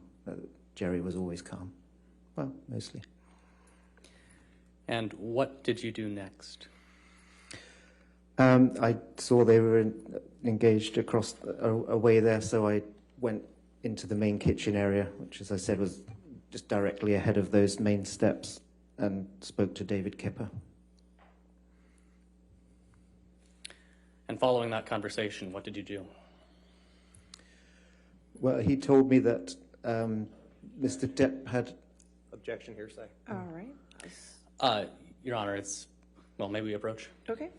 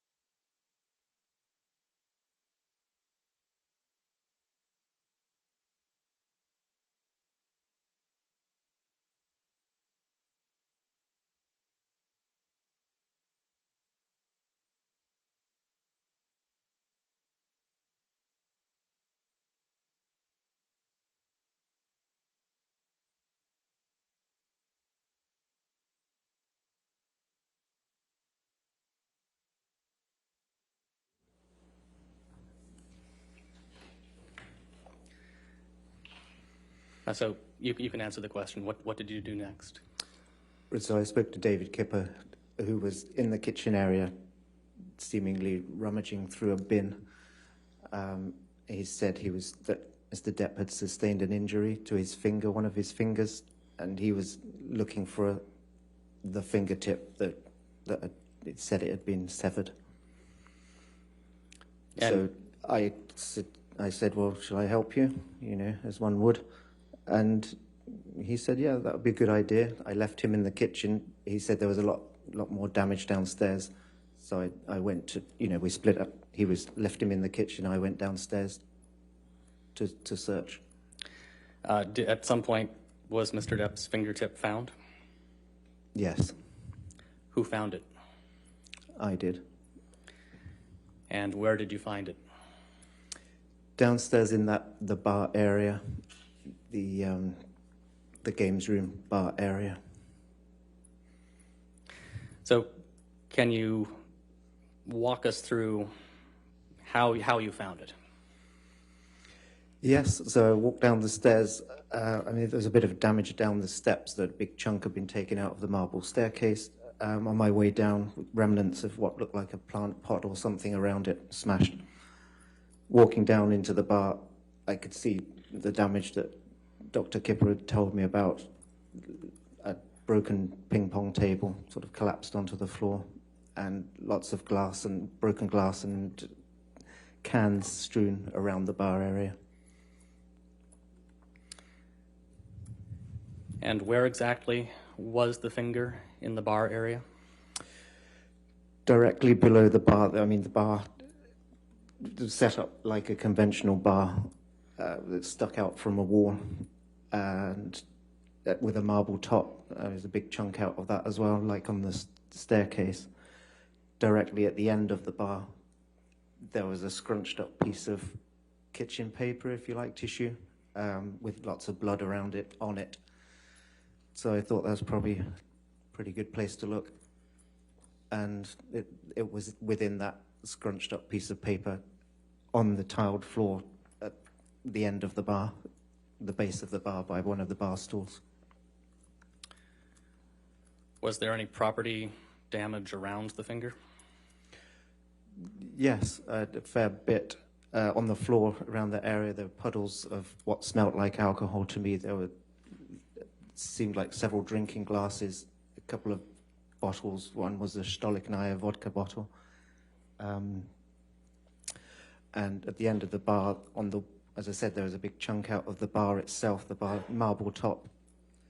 At the end of the bar, there was plaster damage right at the end of the bar on the wall. Behind the bar, smashed and cracked mirror. There's a blue mirror that stretched that whole span of behind the bar. Lots of cans again behind the bar on the floor. Broken window at the end of the bar, and more plastered work damage on the wall above the sink. It was sort of a kitchenette bar, if you like, as well. You mentioned a bottle of vodka. Was the vodka bottle intact? No. No, nothing was really intact. The top of it, the top of a bottle was like, it had a label on it, which is how I knew it was a Stolichnaya bottle. It had that sort of squiggly S, sort of yellow top. There was a large chunk of a bottle, which I guess was the rest of that, and lots of other broken glass around the area.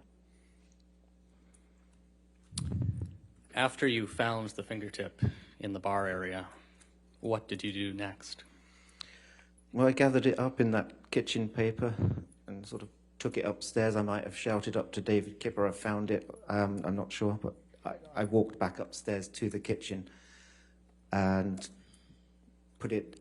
got a bag, a little plastic bag, put the fingertip in there, set it on top of some ice in this plastic kitchen container, and pretty much handed it over to David Kipper and Jerry Judge, I think, at the time, who were keen to get it to the hospital quickly to see if it could be reattached.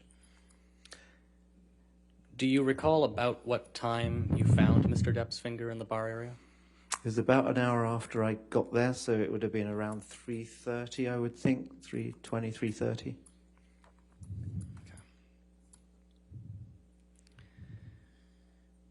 Now, you've told us a little bit about the state the house was in when you arrived.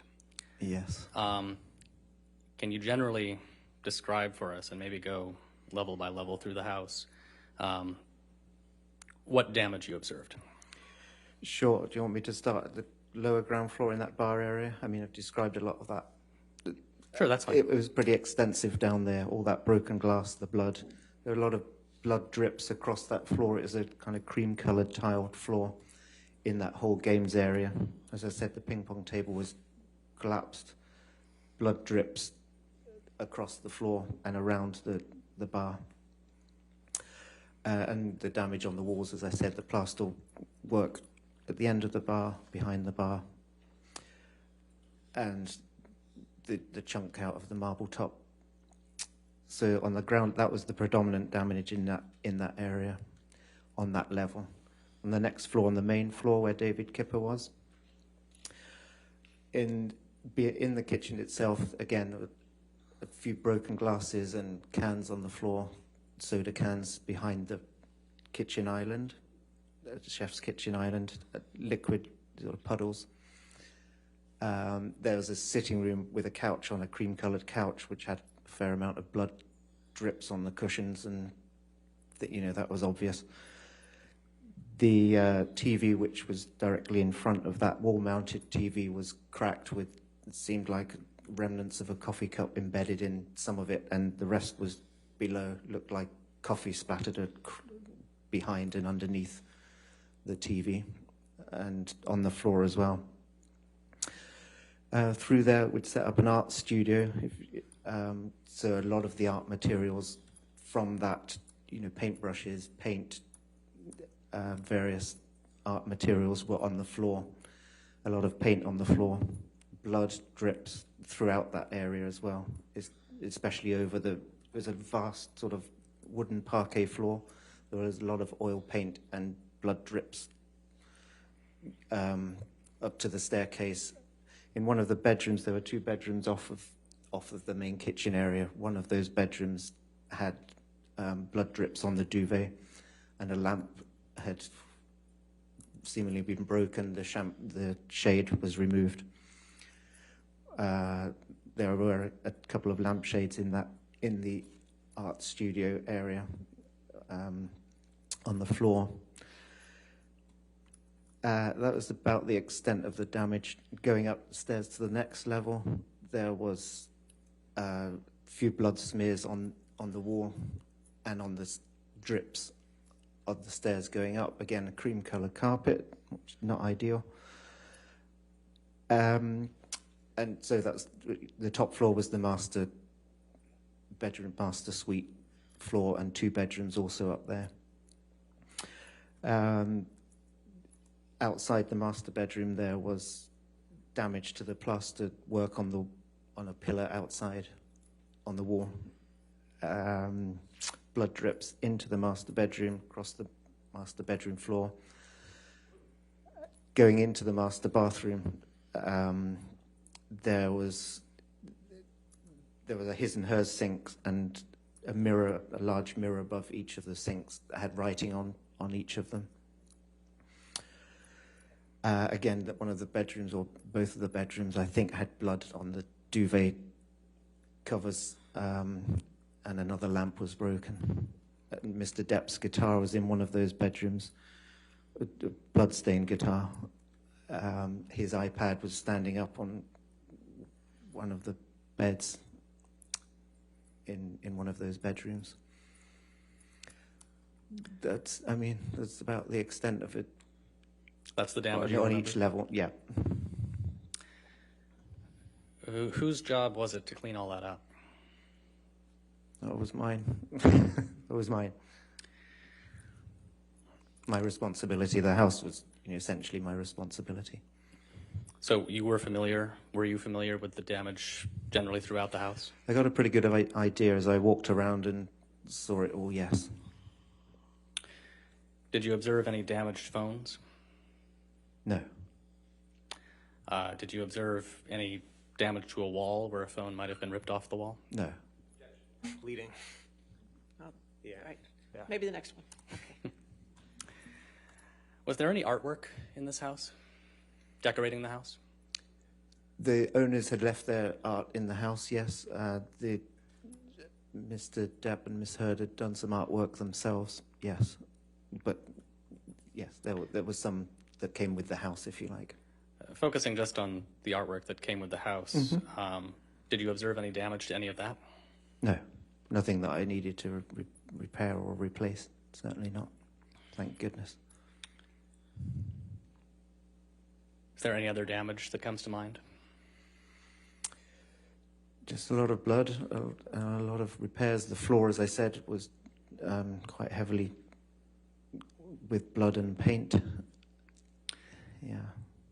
And in terms of bodily fluids, it was just blood that you observed, no urine or anything else? Yes, All absolutely. right, I'll sustain fine. I'll strike the answer from the record. So, no other damage. Does any other damage come to mind? No. Okay. Can we take a look at Defendant's Exhibit 375, which I believe is already in evidence? Yes. And push this to the jury. Okay.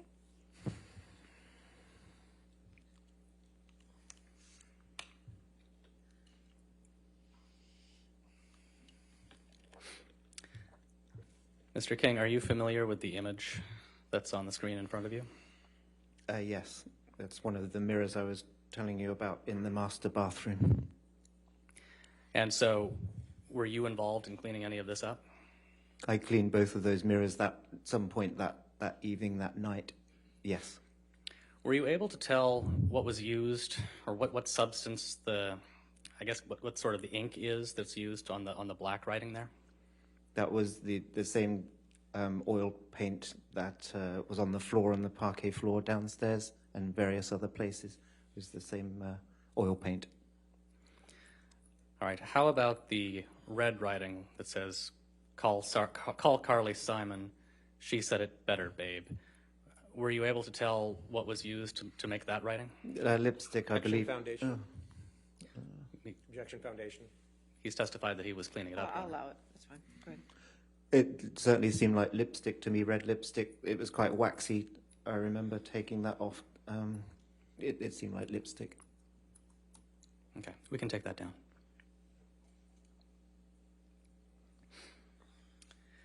Mr. King, about how long were you at the house on that Sunday?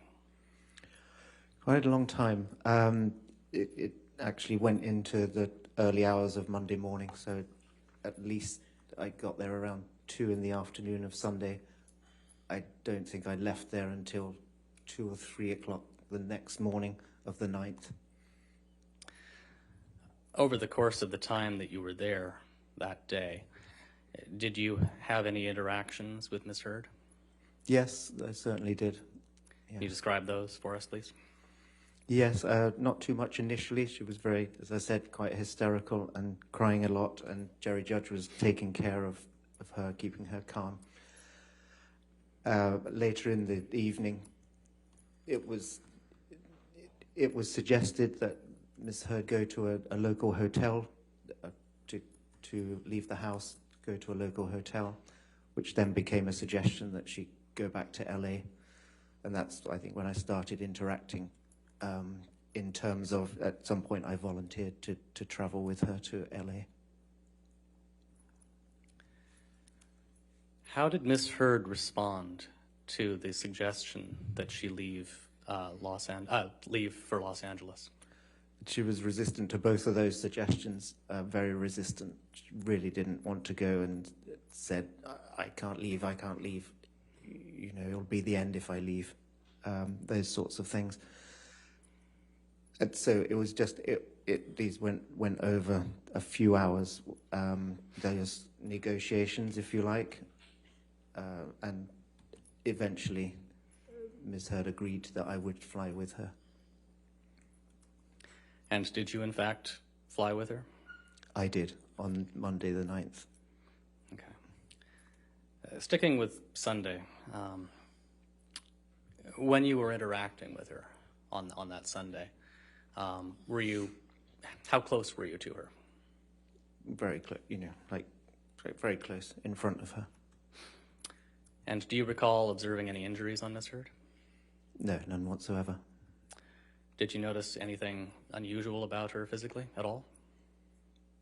No, I mean, she was obviously crying a lot. She had red eyes, and but no, otherwise no.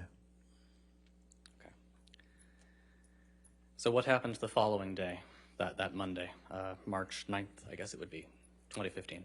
Right. So, I mean, it was eventually agreed that I would fly with Miss Heard. So I had to at some point go back to my apartment, drive to my apartment to pick up my passport, which, funnily enough, I hadn't brought with me, and some clothes, you know, a bag to take.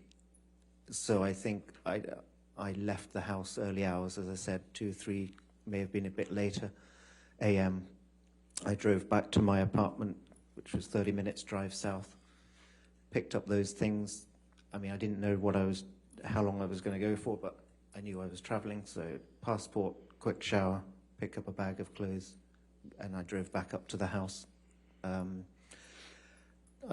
don't recall exactly what time I arrived there, but I know we had to leave. All the arrangements were being made by the travel agent, and Jerry Judge was liaising with them to make the flight arrangements, and which I believe was going mid to late morning. So I think we had to leave the house around 7 or 8 a.m. that morning, Monday the 9th. And did you travel to the airport with Miss Heard? Yes, we were driven. How would you describe her demeanor that morning?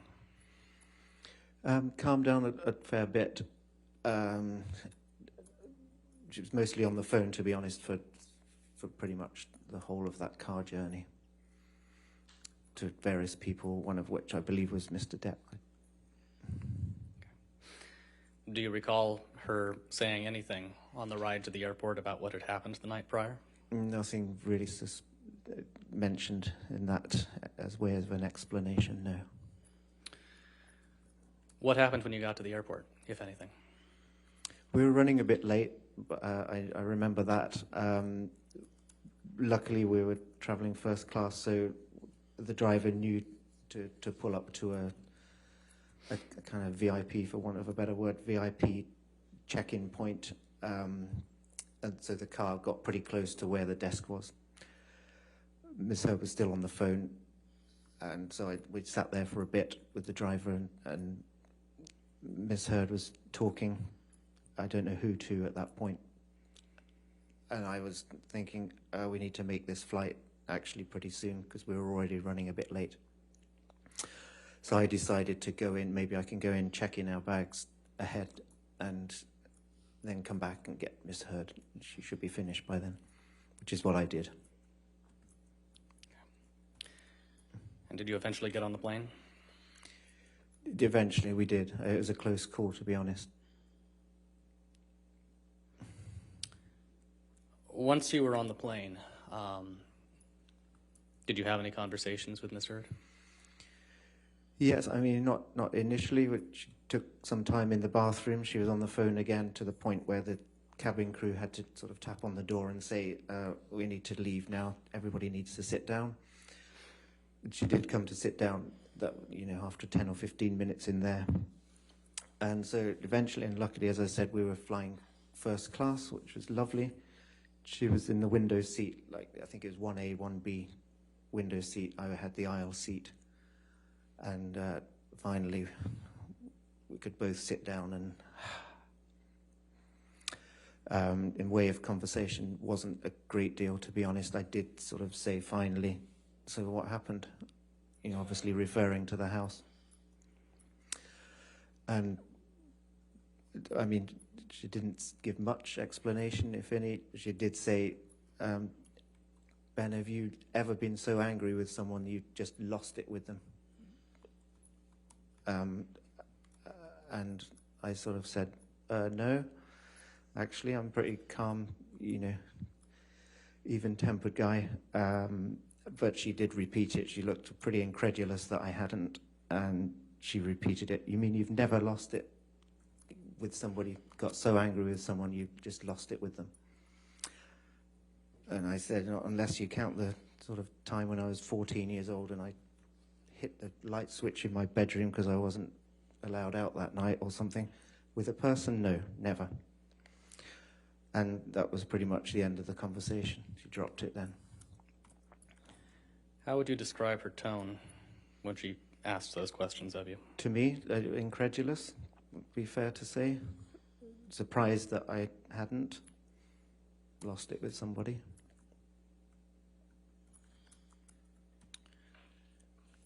Does anything else stand out about that flight?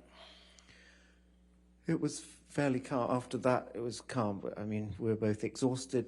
I certainly was, and I think I can't remember eating even. Just slept most of the flight until obviously we landed or were close to landing. At any point, did you observe anything about Miss Heard physically on that flight? Yes, I did. Right toward just before we landed, I noticed some marks on her arm, her left forearm. And how would you describe those? Long, kind of uniform, evenly spaced, sort of long, thin marks. Very uniform, in fact. And when did you first notice those? On the plane towards coming into land, we're gathering the stuff up. I noticed them then. Okay. What did you do after you landed in Los Angeles? Once I'd fired up my phone on landing, I saw the arrangements that we would be picked up by one of Mr. Depp's security personnel, who I think was Travis McGivern. So I made contact with him, and he met us in the place that had been arranged. We walked through the arrivals lounge and met him at the end of that. Got in the car with him and drove to the Eastern Columbia building. And how would you describe Miss Heard's demeanor in Los Angeles? Yeah, pretty calm. I mean, she seemed, obviously a lot calmer from the house, but she's pleasant towards Travis, certainly in the car. Obviously, they knew each other. When we got to the building, she was kind enough to show me around the apartment. I'd never been before. She showed me around the penthouse, a little tour. She wrote down some restaurants recommendations because she knew I'd be staying a few days, probably. So, and I don't really know LA that well. So she recommended a few restaurants. And then I left. I said, if you need anything, as usual, as I always did, need anything, give me a shout. I'll be staying fairly close by. Just give me a call or a text. How long were you in LA? Less than a week. I think I flew back to Australia on the 14th or 15th. So about 5 days, 6 days tops. And when you got back to Australia, what were you doing? Pretty much putting the house back together, repairing all the damage with the help of professional contracted vendors I brought in, and just getting the house back as it was originally. At some point, did Mr. Depp and Ms. Heard return to Australia? Yes, they did. Were you there when they returned? Yes. Did you observe them interacting with each other after they came back to Australia? Yes, yeah. And how would you describe their interactions? Again, initially, those first few days were certainly very pleasant, almost honeymoon-like, I would say. It strolled around the grounds a bit, and they seemed fine with each other. Did you ever observe any arguments after they returned? Yes. I mean, many. I mean, several more, yeah. And how would you describe those? Not dissimilar to the London arguments in terms of the pattern of those, the sort of provocation and the reaction that leave the room, Mr. Depp leaving the room, going to another room, playing his guitar, seemed to follow the same pattern as that, as I witnessed those 2 times in London. All right. Nothing further. All right, cross-examination.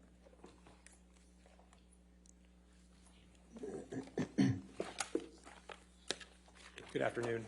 Good afternoon. To understand your testimony, is it your testimony that Amber and Mr. Depp arrived together in Australia in February of 2015? Initially, together I don't think so. I think Mr. Depp arrived ahead of Ms. Heard, actually. Mr. Depp arrived first, correct? I think so, yeah. And isn't it true that Ms. Heard, Amber didn't arrive until March 5th, 2015 to Australia? I can't remember the date she arrived, to be honest. But she could have arrived March 5th, 2015. Isn't that true? Objection, foundation, speculation. I'll allow it if you can answer it. Sorry, what was the question? Ms. Heard could have arrived on March 5th, 2015, correct? It's possible, I suppose. And isn't it true then that you didn't see any arguments between Ms. Heard and Mr. Depp before the injury that occurred to Mr. Depp's finger in Australia? I saw them argue. You saw them argue when they came back, in April, correct? I certainly saw them argue in April and through most of the months they were there, yes. But you don't remember, you can't recall any arguments in February or March of 2015 between Ms. Heard and Mr. Depp, correct? Specific days? Not necessarily, no. Right, so that you don't know, you can't say that there were any arguments before you came to the house on March 8th, 2015, correct? I think there were, I mean... Excuse me, say that again? I think there were. But you don't even know when she arrived, correct? Specifically, the day, not necessarily, no. Okay. And you said when you arrived at the house on March 8th, when you eventually found the finger, it was wrapped in paper, is that right? Wrapped, I mean, it was loosely wrapped. The paper was opened by that point. The blood had dried up, and it was sitting in the sort of nest of this paper, yes. So like someone had put the finger in a piece of paper? I don't know. I mean, it was in that piece of paper. It was in a piece of paper, okay. So, but again, like someone had wrapped it up, is that right? I don't know. It was within that scrunched up piece of paper, kitchen paper, tissue. So it was in kitchen paper, is that right? Or tissue paper. It was white with a lot of blood on it. So like a paper towel? Like a piece of kitchen towel. When you say kitchen towel, our language is made, even though we both speak English, I may stay a little different. It's like a paper towel? Yeah, like kitchen paper, kitchen towel. Yes, okay. Like a tissue. And was there that sort of paper towel in the kitchen at the house at the time? Yes, in both areas, the kitchen and the bar. Okay. You said you were in Australia starting in February of 2015, correct? Correct. I arrived on the 4th of February. And Mr. Depp arrived sometime after that, is that right? Correct. Okay. Did you see Marilyn Manson while you were there? No, I didn't. You don't know if Mr. Depp was with Marilyn Manson in late February, early March 2015? Objection, foundation, speculation, relevance. I'm just asking if he saw, he said he saw, he said he saw him every day, so I was asking if he saw. I'll allow the question. If you can answer it, that's fine. Marilyn Manson didn't come to the house. And I didn't see him at any point. do you know if Mr. Depp left to be with Marilyn Manson? I don't know. I didn't always know where he was going. If he went out, it was either to work or the security would go with. I wouldn't generally go. In fact, I don't think I went out with him at all in Australia. And you didn't go out with Mr. Depp at all when he was in Australia, correct? I don't recall it. I saw him on set once or twice. Yeah. So you don't know what Mr. Depp was doing in Australia unless you saw him at the house or on set, is that right? I saw him at the house, yes, every day. But you don't know what Mr. Depp was doing when he left the house, correct? Generally going to work on Pirates of the Caribbean 5 filming, yes. But were you with him? No, but the security with him, and I had to liaise with him for when he would go and when he would come back for the driver, etc. But you weren't there when Mr. Depp left the house, correct? Generally, I didn't leave the house with Mr. Depp on those days, no. And I just want to make sure, I want to be clear, there were two kind of periods that Mr. Depp was in Australia in 2015, right? Sorry, say again.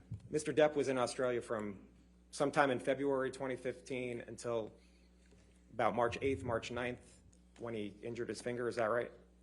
Correct, yeah. And then Mr. Depp left Australia too, correct? At some point, he flew to LA, yes. And then Mr. Depp returned to Australia on April 21st, right?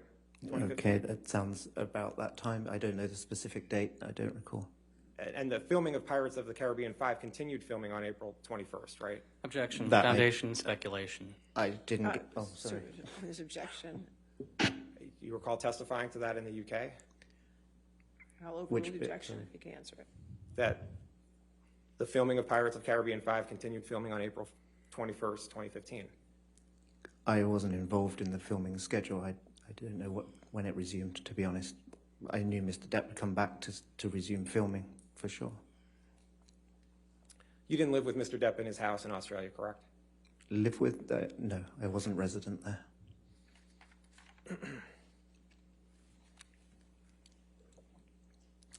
Now, when you arrived at the house, you saw a significant amount of damage, correct? Yes, through the course of, after I arrived, yeah. Okay. And the scene was chaos, correct? Chaos, I mean, there was a fair amount of damage. The house was wrecked? There was a lot of damage in the house, yes. And the house was not in a good state, correct? Asked and answered. There was a lot of damage throughout the You house. got to object first, and then you have your objection, Mr. Moses. Objection, Stand, and it yeah. helps. Okay. I'll overrule the objection. Go ahead. Next question. Okay. And you said there was glass on the floor, correct? In a few areas, mainly predominantly in the bar, yes. Down in the lower ground floor, correct. Okay, and there was blood on the walls, correct? In various places, blood on the floor, blood on the walls. And there was blood on the walls throughout the 3 stories of the house, isn't that right? No, I wouldn't say that was the extent of it. There were smears up the staircase going up to the master from the main level. There were smears and drips on the carpet. So there were smears from the master level up to the bedroom area? I mean, from the main level up to the bedroom area, is that right? Up to the 3rd floor, yes. Like someone had walked from the main floor up to the bedroom floor, correct? There was blood going up the steps, up on the staircase, and some on the walls, smears where you might have done that. As if someone was walking from the main level up to the master bedroom, correct? Is that what the blood was like? Yeah, maybe, I don't know. Okay. Or down. I mean, Up or there was down, but blood from the on main that level staircase. from the main level to the 3rd floor, correct? Correct, yes. And you said the sofas were damaged, is that right? One sofa in that sitting room, which was just off the kitchen, was quite an open plan thing. So off that, there was a sofa with a large TV on a wall-mounted TV in front of that sofa. And the sofa was on the main level, correct? Correct, just by the main kitchen, exactly. And where the sofa was damaged, was that with what? Blood. Blood, okay. And the lights were damaged? Some lamps, a couple of lamps, yes. Okay. And there were bottles of alcohol in and out of the fridge, correct? Sorry, what do you mean? Did you see bottles of alcohol in and out of the fridge?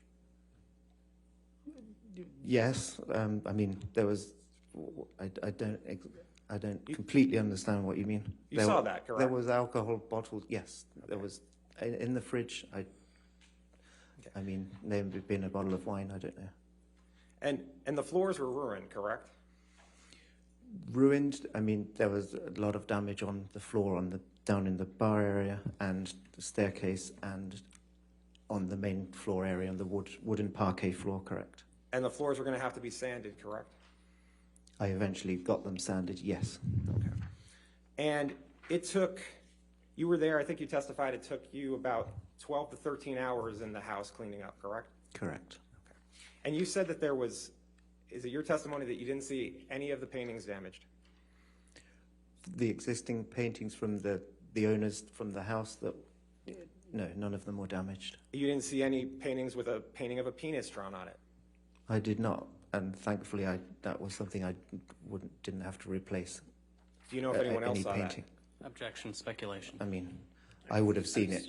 When there's objection, Mr. King, you I'm just so need to sorry. stop. That's all right. I'm sorry. All right, if you stand, we can see you better when you do that. Understood. Your Honor. Okay, I'll sustain the objection. Next question. Okay. And you said that Jerry Judge was at the house, correct? Correct. And he's the head of Mr. Depp's security, correct? Correct. And Dr. Kipper was at the house? Yes, he was. And Debbie Lloyd was at the house as well, correct? Yes, she was. Okay. Now, you understood that Mr. Judge saw scratches on Ms. Hurd on March 8th, correct? Objection, hearsay, speculation, foundation. All right. I'll sustain the objection. Next question. Did you have, the cleaning lady was going to be coming to the house, correct? The housekeeper? Yes, the housekeeper. Adele, the resident housekeeper.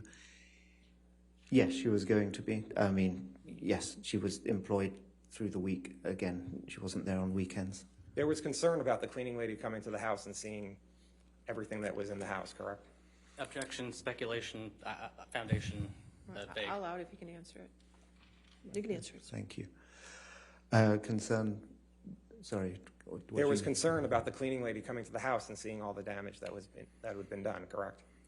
I know that when I left to fly to LA with Miss Hurd, I told both the chef and the housekeeper they didn't need to be coming to the house because Miss Hurd, essentially the principals weren't there. Mr. Depp wasn't there. Miss Hurd was obviously with me at that point. So I said they didn't need to come to the house. Isn't it true that you told Mr. Judge that you thought you could get the cleaning lady to swear to silence about what the house looked like? Objection, hearsay. It's his own statement. His own statement. I'll allow it. Isn't it true that you told Mr. Judge that you thought you could get the cleaning lady to swear to silence about what the house looked like? I think I probably made a comment about, I should just come back and deal with this myself, if that's what you mean, and just get cleaned up. And make sure that she wouldn't say anything, correct? I don't know. I trusted her and the chef anyway. They were good team members. As the house manager, part of your job is you said you worked with high-profile people, correct? High profile, high net worth, I think is what I actually said. Would you agree that one part of your job is to keep things discreet for your clients? Of course, it's part of my job. Trust and discretion, yeah. And Mr. Depp was your client, right? I'd worked on an assignment on those occasions, yes. But I was self-employed at the time, yeah. But in March 8th, 2015 in Australia, Mr. Depp was your client, correct? Correct, essentially, yeah. And Miss Hurd, both of them the principals. Who paid? And do you know who paid for your services? As I said before, I was paid through Disney, who were making the Pirates of the Caribbean, their production company, which I believe was called Herschel. Okay. And can we put up Defendant's Exhibit 377, which is already in evidence? All right.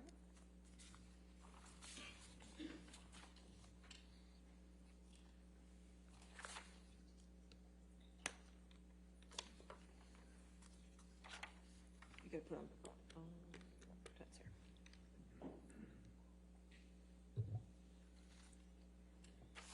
here. Mr. King, do you see Defendant's Exhibit 377 in front of you?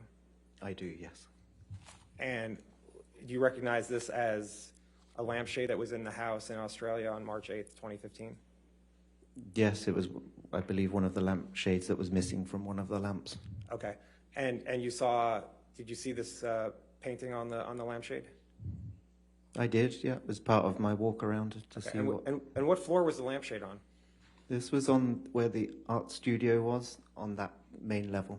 Yeah, so on the main level, okay. Yes. Excuse me. And did you notice that it was dark paint that was on the lampshade? It certainly looked like it, yes. Okay. And did you take this picture? I believe I did. Okay. Yeah, without seeing the metadata. Okay. And can we put up Defendant's Exhibit 374, please?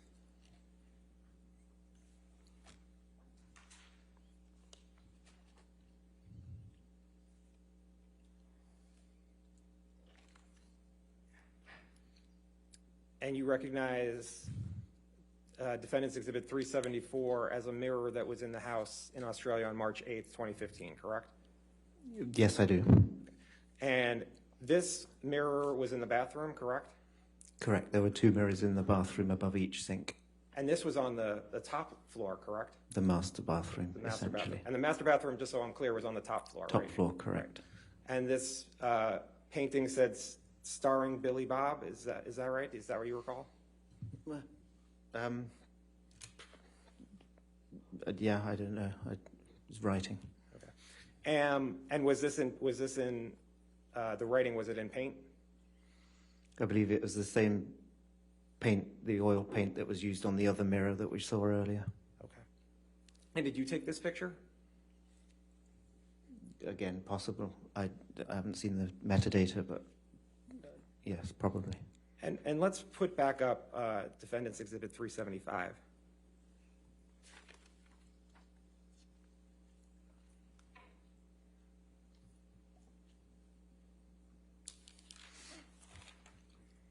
This writing was also in the master bathroom, correct? Correct, yeah. Okay.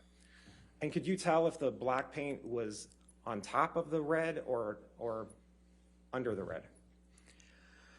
I didn't really analyze it, to be honest. I just knew I was going to have to clean it up at some point. Right. Your whole concern was just cleaning up the house, correct? Correct. Okay. And you don't know who wrote what on the mirror, correct? No, I know that one was oil paint and the other red writing was lipstick.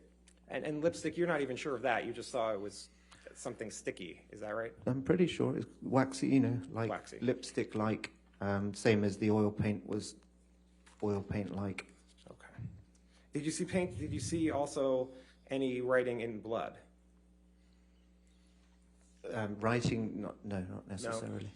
No? Okay. Now, did you help when Miss Heard was leaving to go back to L.A.? You were with her, correct? Correct. Did you help her pack? I think I may have done at that point. Yes, I think I did. Did you see weren't Miss Heard's clothes ruined? I didn't see any ruined clothes. There wasn't paint on her clothes?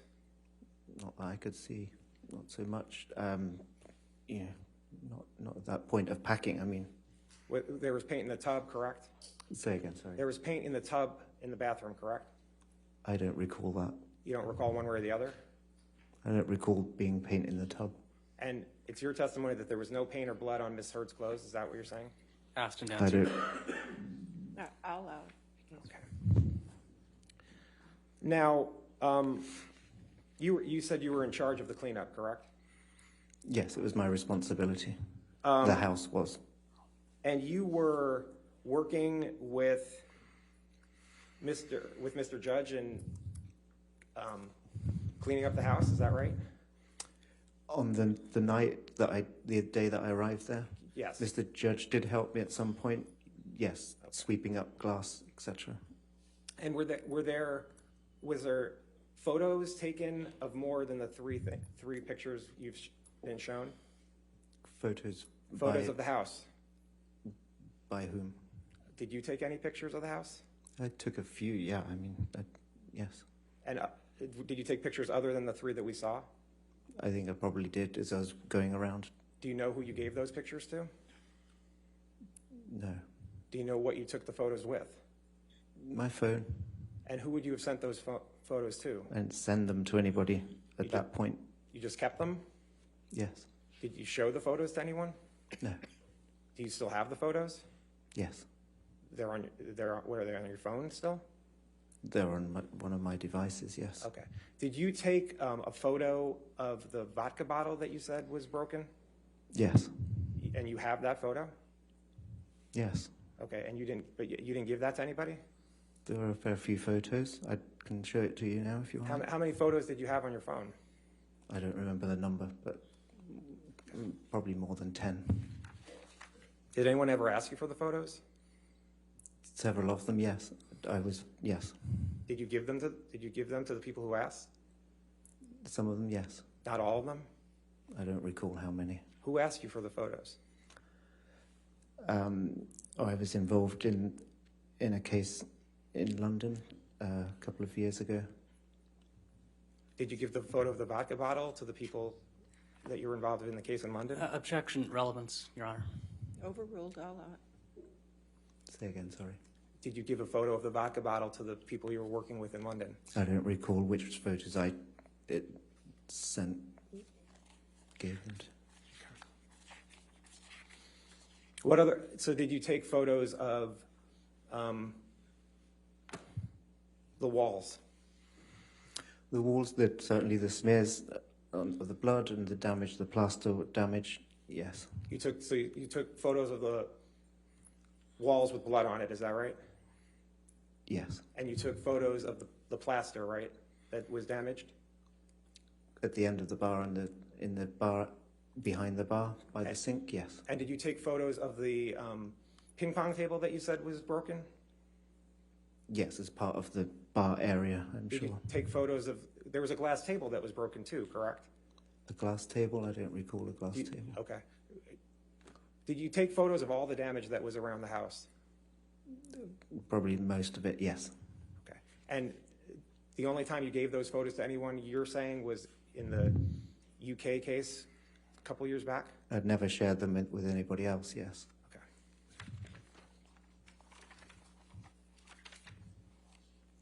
And it costs about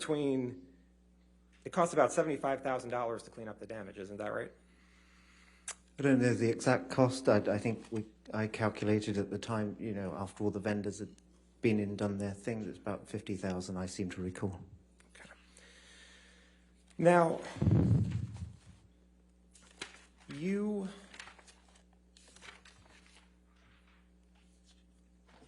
said you flew back to Australia with Ms. Heard, correct? I didn't fly back with Ms. I mean, Heard. flew back to LA from Australia, thank you, with Ms. Heard, correct? Correct. Okay. And you were asleep for most of the flight, correct?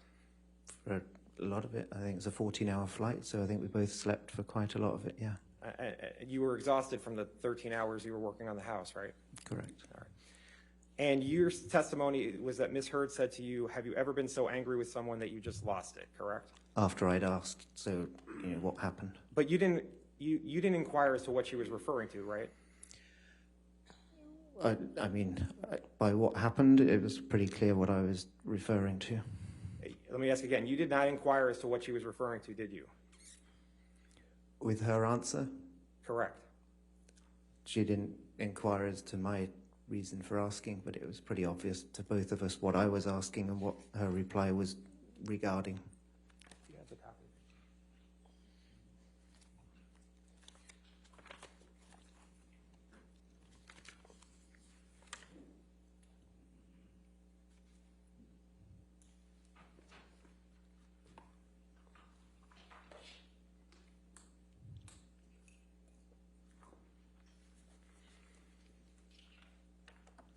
Yes, that's fine, sir. Thank you.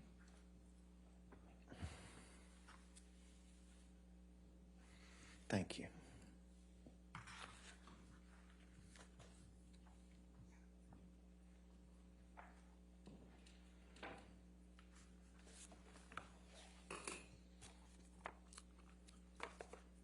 Mr. King, you testified on behalf of Mr. Depp in the UK, correct? Correct. Okay. And you provided 2 witness statements, correct? Correct. And then you provided testimony in court, correct? Correct. Okay. And if you take a look at page 1103 of your testimony. You see how the pages go in fours? Yeah. No.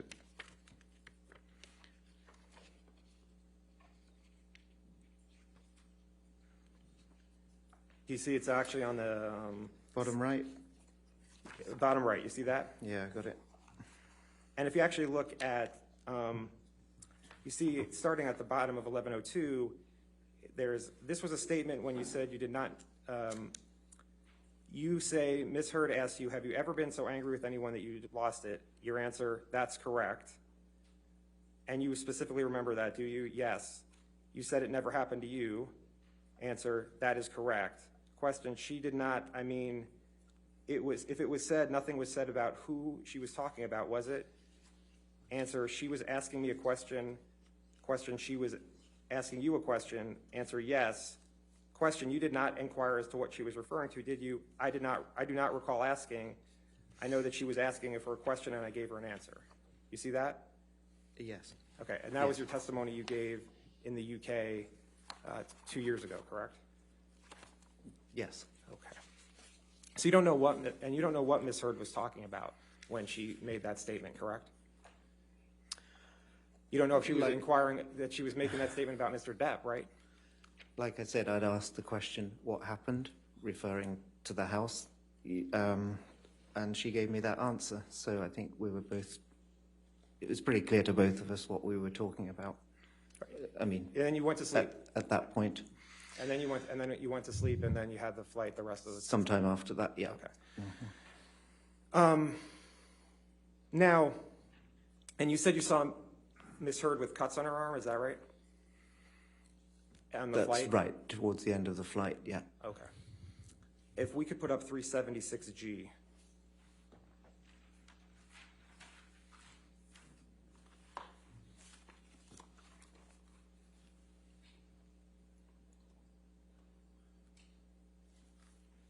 Do you recognize this picture? I've not seen this picture before. Were these the cuts? Did you see cuts like this on Ms. Heard? Is that Ms. Heard? Why don't we put up 376C?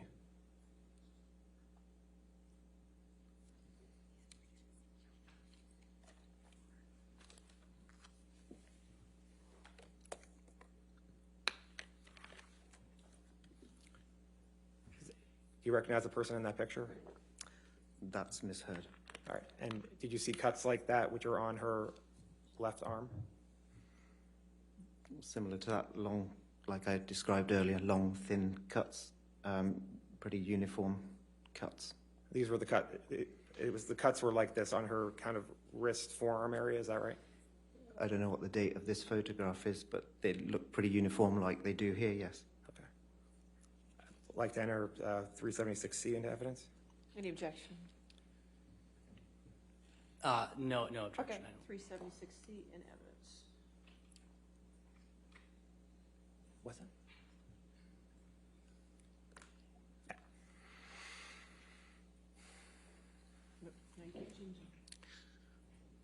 And can we put back up 376G?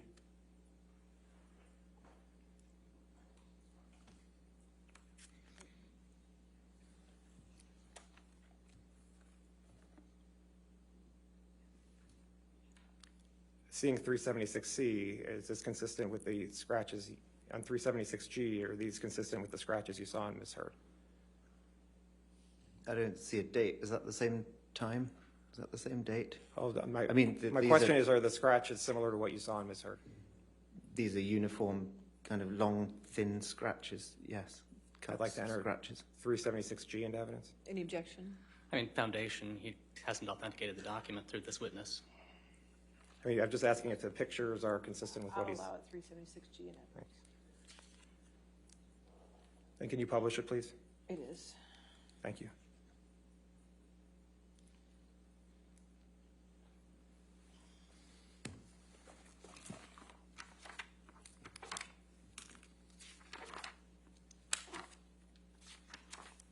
Okay. Now, you were in the house, you said, for 12 to 13 hours on March 8th, 2015, correct? Correct, going into March 9th, 2015. Okay. And you spoke to Mr. Judge when you were in the house, correct? Interaction with Mr. Judge, yes. And you had interaction with Dr. Kipper when you were in the house, correct? Correct. And you had interaction with Debbie Lloyd when you were in the house, correct? Yes, briefly. Okay.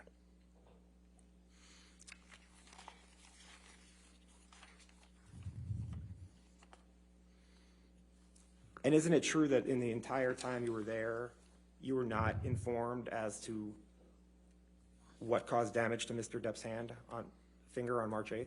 Objection, hearsay. I'm asking what he wasn't told. I'll sustain the objection. Next question. You didn't know what could cause damage to Mr. Depp's hand while you were there on March 8th, correct?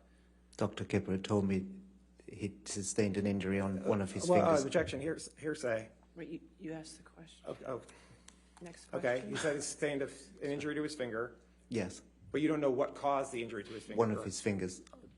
But you don't know you don't know how his finger was injured, I correct? don't think anybody mentioned it to me at that time. Right, no one mentioned it to you at that time, correct? I don't Same recall. objection, Your Honor, hearsay. Sorry, I'll allow it. Next question. He answered it.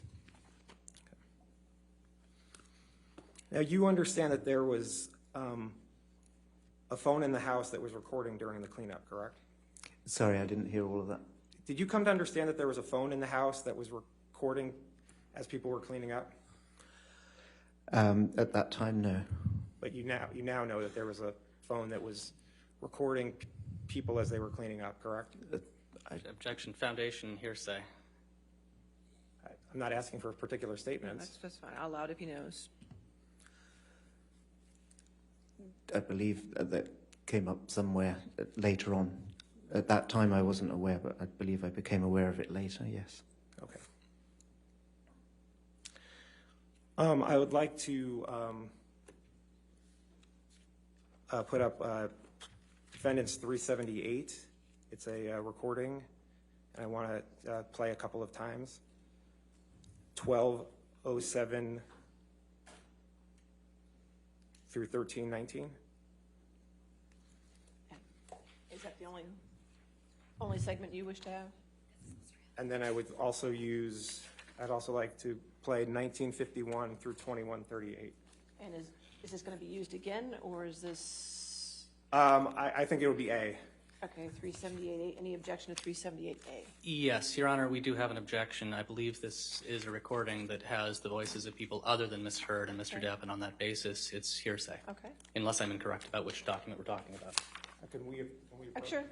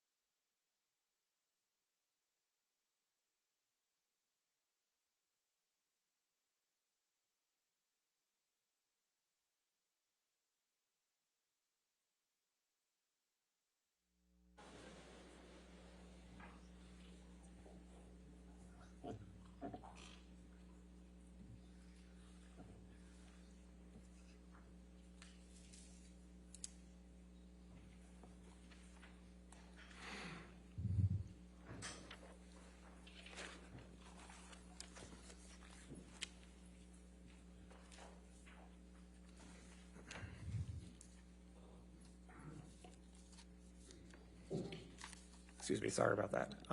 Going back to the photos that you took for a moment, of that damage in the house, you recall giving that testimony? Yes. Okay. Did Mr. Depp ask you for the photos? No. Did you give the photos to counsel for Mr. Depp? Some of them, yes. Yeah. Did you withhold any photos for Mr. Depp or his counsel? Didn't withhold any photos from anybody. I didn't withhold. Did you give all the photo? Did you give all of the photos you have on your phone to Mr. Depp and his counsel?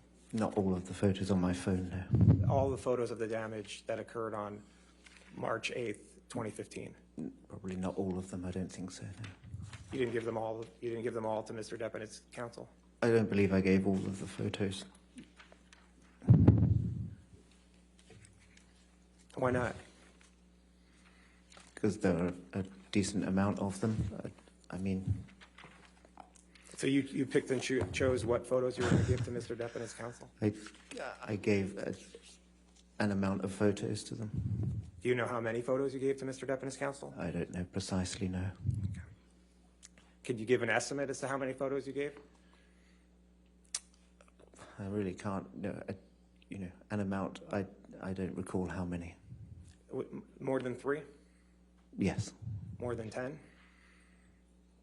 Possibly more than 10. Yeah, maybe. Between 10 and 20?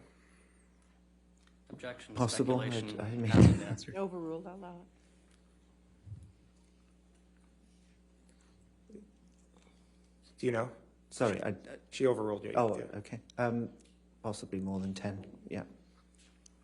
But somewhere between 10 and 20, is that right? Possibly. I honestly don't know. Could it be more than 20? I don't think so. Did Mr. Depp's counsel ask for all the photos? I don't recall. You don't recall one way or the other what they asked for? I gave them some photos. I don't recall how many or how many were asked for, requested. And those were requested in 2020? Correct. Prior to the UK that, yes. trial. Did they ask for them in this case? I believe I supplied some for this case also, yeah. You supplied photos for this case to Mr. Depp's counsel? I believe I did. Okay. And was that about the between 10 and 20 photos that you're talking about? I don't remember how many for this. But it was the same amount of photos that you gave to the Mr. Depp's counsel in the UK? I don't know if it was the same amount. I don't recall. Did Mr. Depp's counsel in this case ask for all the photos you had of the damage of March 8th, 2015? All of the photos? I don't think they requested all of the photos. They didn't ask for all the photos you had of that damage? I don't know if they requested them all. Okay. Was it Mr. Waldman who asked you for the photos? Originally, I don't remember who called it. Shillings. Did Mr. Waldman ever ask you for the photos? I don't know if he asked me specifically. If he was part of that team, I assume so. And you spoke to Mr. Waldman, is that right? I did a couple of years ago, yeah. Okay, and he was part of the team that was asking for the evidence you had of what occurred in Australia in 2015, is that right? He was part of that team, as I understood it, yeah. Okay, and as part of that team, he and others were asking for photos from Australia from March 8th, 2015, is that right? They requested them at some point, some of them. And that's when you provided the 10 to 20 photos, is that right? The photos, correct. Okay, and then was there a separate counsel that asked you for the photos in this case? Yes. There was? Yeah, I mean, it was essentially the same. Who was it that asked you for photos in this case? I don't recall a name specifically. Was it a man or a woman? I just, part of the team, I don't recall. Okay. And when did they make that request? When? I don't know a date. I don't know specifically. You know what year? This year, last year? I mean, prior to this, obviously. So it could have been in 2022 that they asked you for the photos? I think it was prior to that. I don't recall. So maybe late 2021 or early 2022, is that what you're saying? Honestly, don't recall which part of the year. But it's either 2021 or 2022, is that right? I would imagine that's probably correct. Okay. And you gave them some of the photos you had? As I just said, yes. Okay, but not all of them. Correct. So do you have more than 10 to 20 photos on your phone of the damage that occurred in Australia? Again, I don't recall the amount. But you have a larger amount on your phone than what you provided to Mr. Depp's counsel, is that right? Objection, Your Honor. Asked and answered. Cumulative. I'll sustain the objection. It was asked and answered. Okay. Going to London for a couple minutes. You didn't live at the house in London, correct? I didn't live there, correct. Okay. Do you know if Miss Heard had friends over to the house in London? She did. They came to stay. Yes. And they stayed from September 9th through September 22nd, 2014, correct? I don't remember the duration, but that's possible. Okay. And they were literally staying at the house, correct? They were accommodated at the house, correct. Right. And so you don't know who was drinking the bottles of wine that were brought into the house, correct? At which point, what do you mean? When Miss Heard's friends were there, you don't know who was drinking the wine. Oh, they were all enjoying the wine, for sure. They were all drinking the wine. I took care of them as I would take care of any guests that came into any house. And wasn't it 5 to 7 guests that were at the house with Miss Heard? I don't remember the number. It sounds about right. Okay, and then at the end of the night, there was 1 or 2 bottles of wine finished, right? When Mr. Depp and Miss Heard were there on their own, there was certainly that amount, yes. But do you know how many, you don't know how many bottles were there when it was Miss Heard and her friends, correct? I would say more. You don't know, but you don't know one way or the other, right? I don't recall the count, but certainly more than when there were just 2 of them in the house, because there were 7 extra people or 5 people. But you don't know the count? Precisely, no, I don't. And do you know how much time Miss Heard was in London with Mr. Depp, not with her friends? A fair amount of that time. I don't recall days, no, I don't recall. So they were there for a month, correct? Thereabouts, yeah. And I mean, when I say they, Miss Heard and Mr. Depp were in London for about a month, right? Correct, around about a month. And wasn't it true that for about 2 to 3 weeks, Miss Heard's friends were also staying in London? I don't think 2 or 3 weeks. I don't recall, but I don't think it was that long. You don't know one way or the other, right? I don't think it was that long. But you don't have anything to base that on, right? Just what your memory is saying. Correct. Okay. And you don't know what happened in London when you weren't there, correct? You mean after I'd left of an evening? Yeah. Usually the chef was there still when I left each evening, Russell, who would take care of dinner and leave later each night. And then after the chef left, you don't know what happened in the house, correct? I wasn't there. Right. And you don't know for certain whether Mr. Depp drank wine or not in London, right? I don't believe so. There's usually, when it was just the 2 of them in the house, there was usually only 1 glass in the morning, either on the kitchen sink or on the bedside stand in the master bedroom. But you don't know who drank from that. You don't know who drank from that glass when you weren't there, right? When I wasn't there, correct. But when I usually left the house, I'd already poured Miss Heard a glass of wine before I left, invariably. But once you left, you don't know if Mr. Depp drank wine or not, correct? I wasn't there after I left. Okay. And you don't know what started the fights you talked about in London, correct? Other than that one you said you heard about her hand. The second one that I described, I was in the vicinity. I heard the first comment of this. That was the start of that argument. And you don't actually know if there was an argument before what you heard, right?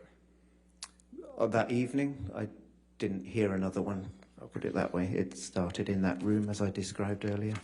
And you don't know what happened in Australia also between March 5th and March 8th, correct? The 6th, I left on Friday the 6th was when I left for the weekend. Okay, so between Friday the 6th and when you got to the house on March 8th, you don't know what happened? No, I wasn't there. Okay. And you never saw Miss Heard be violent at any time, right? Sorry, say again. You never saw Miss Heard be violent at any time, correct? I didn't see either of them be violent towards each other. You never saw Miss Heard be violent at any time, right? I didn't see her be violent, depending on your... I can show you a witness statement where you said you never saw Miss Heard be violent at any time. Okay, violence, yes, I didn't see violence per se. right, thank you. I have nothing further. All right, redirect. Thank you.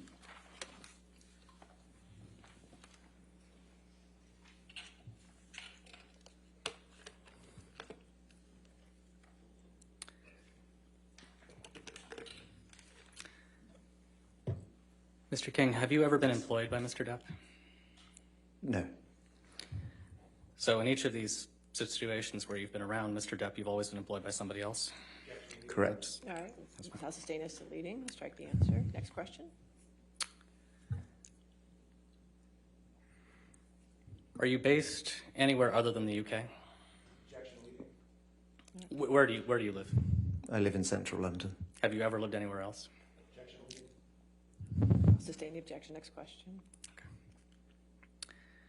We heard some discussion on Cross about photos, which I suspect you remember. Why did you take the photos of the property damage in Australia? As I do, and a lot of my jobs in various assignments and jobs through the years, I take photos as points of reference for whatever reason. I mean, if I'm packing suitcases up and they're going to be in transit and I'm not with the suitcases, I'll take a picture of contents and when I send stuff so I know it's gone and what's gone. I take pictures as points of reference. I sometimes take pictures of table settings that I've done or which I know I can use later on as reference. Were the photos of property damage in Australia the first photos that you had taken in the course of working with Mr. Depp and Ms. Heard? Objection leading. All right, I'll sustain as to leading. Next question. Had you ever taken photos before? Yes. What kinds of things had you taken photos of? In London, reference points and dinner table settings. Sometimes Mr. Depp would write notes for Miss Heard. He'd leave notes on the sort of kitchen table when he left for work. I believe I took pictures of those. They were, there, things like that. Just setups of, once I set up houses, it's always good to take photos of rooms so I can cross-reference later on if I need to. Did Ms. Heard or her counsel ever ask you for photos of any of the photos you took in Australia? No. I'll sustain as to leading. Next question.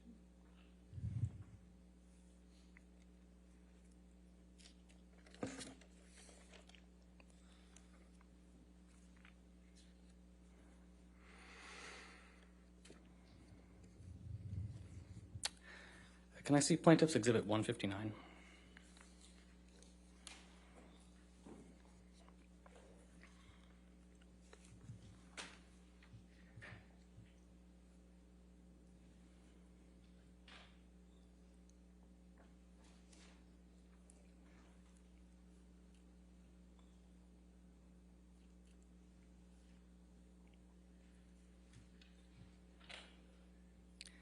And I think this is a multi-page document. Can you scroll through? I think we have 3 pages here.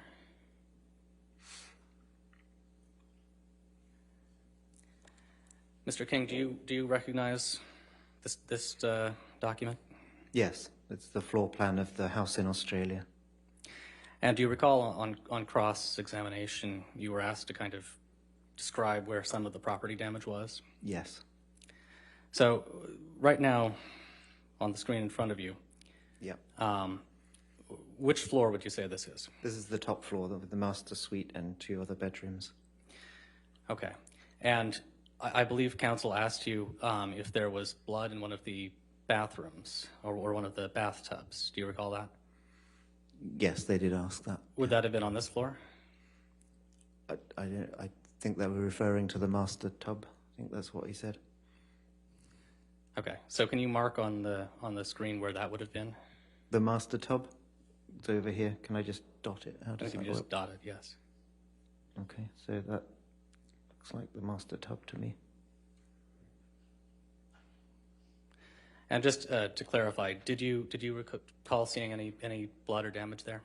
In the tub, no. Okay. Can you mark for us on the screen where you did see the damage that was discussed on cross? The mirrors, can I dab on here again? Sure. Yeah, so these are the sinks. The two mirrors were above each, the mirror above each sink. Okay. Can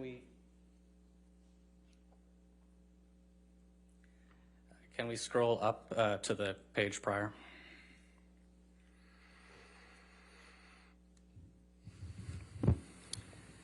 And can you point out for us on this page, well, first of all, which floor is this?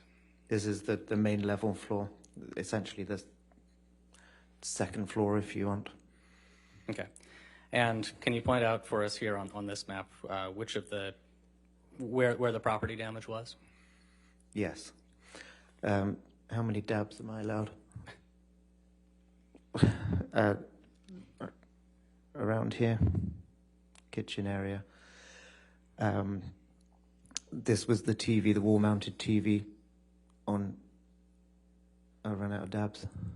And I apologize, actually, Your Honor. Can we move this into evidence? Any objection to 159? No objection. All right, 159 in evidence. Can we publish this to the jury? Okay. So, Mr. King, I apologize for interrupting you. So you were just pointing out where on I think this is the second floor? Yes, essentially the main level, yeah. Okay, so other than these three dots, do you recall any other places where there was damage? Yes, where it says family room, there was the TV was wall mounted on that wall in between family and lounge. The sofa was approximately where you've got the red square, red rectangle now, facing towards the TV. The lounge, sorry, too quick. The lounge was essentially the art studio. And the bedrooms over to the left there, where the damaged lamp and shade, blood on the duvet, etc. that I described. Okay, and then let's go to the first page. And which floor is this? This is the lower ground floor. Okay, and can you point out for us, did you find the finger on this floor? Correct. Can you point out to us where you found the finger? Yes, I can. Right here. There we go. It's the end of the bar. It was on the tiled floor below that end of the bar. Okay, and any other significant property damage that you want to point out on this floor? Yes, as I said, this was the...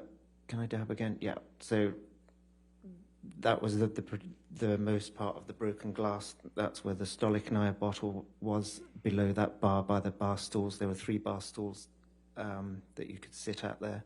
On this back wall here, there was plaster damage. Over here above the sink, or to the side of the sink, was more plaster damage on the walls. Behind the bar, that mirror was cracked, broken. Ping pong table was around there, collapsed on the floor. And around those 3 dots there, I'm going to put another one. That was the spillages as well, that smelt like alcohol to me, the puddles of alcohol.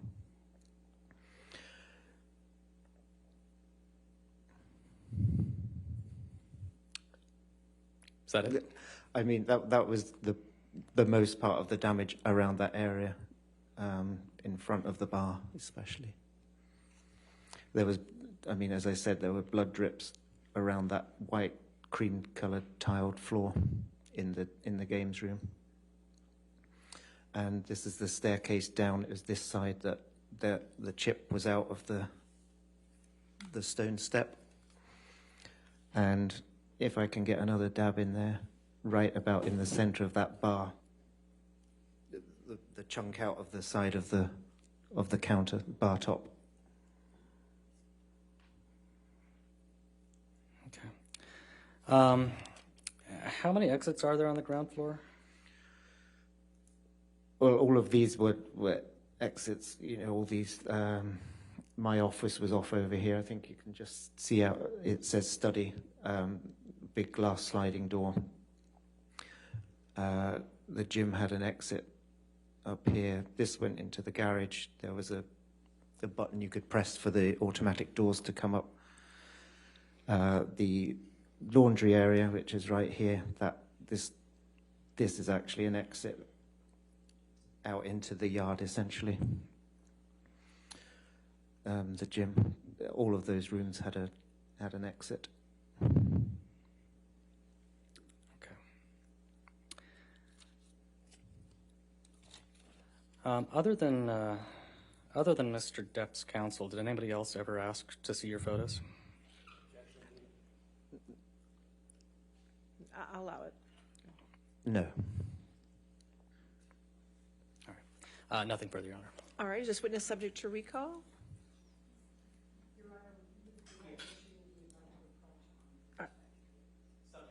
All right, sir, since you're subject to recall, it's important that you do not discuss your testimony with anybody and do not pay any attention to the trial and don't watch anything about the trial, okay? Of course. All right, thank you. Certainly. All right, you can step down, sir. Yes, ma'am? Thank you.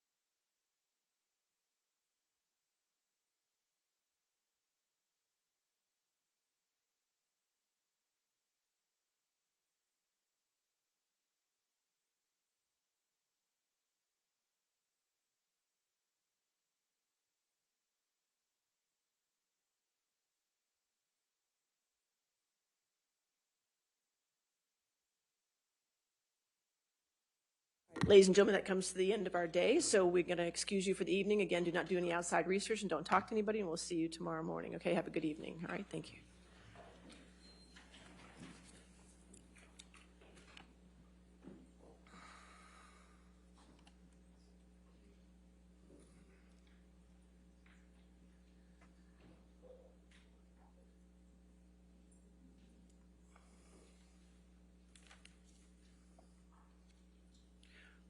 All right. And I just have one housekeeping matter. We're going through the exhibits you gave me this morning. Thank you again for that. But one of them was 485, and I have in my notes that it was 485A, just the first page, but you gave me all 8 pages. Have you both agreed that all pages of this document come in, or is that something that, should I give 485 back and you can try again to give it back to me tomorrow? Okay. All right, I'll give that back to you, and we'll see what happens tomorrow. All right. Thank you. All right, and are we going to start with a remote witness tomorrow? Is that going to be your first witness? All right, make sure she's signed on by 9:40 so we can have it all set up for 10 o'clock start, okay? All right.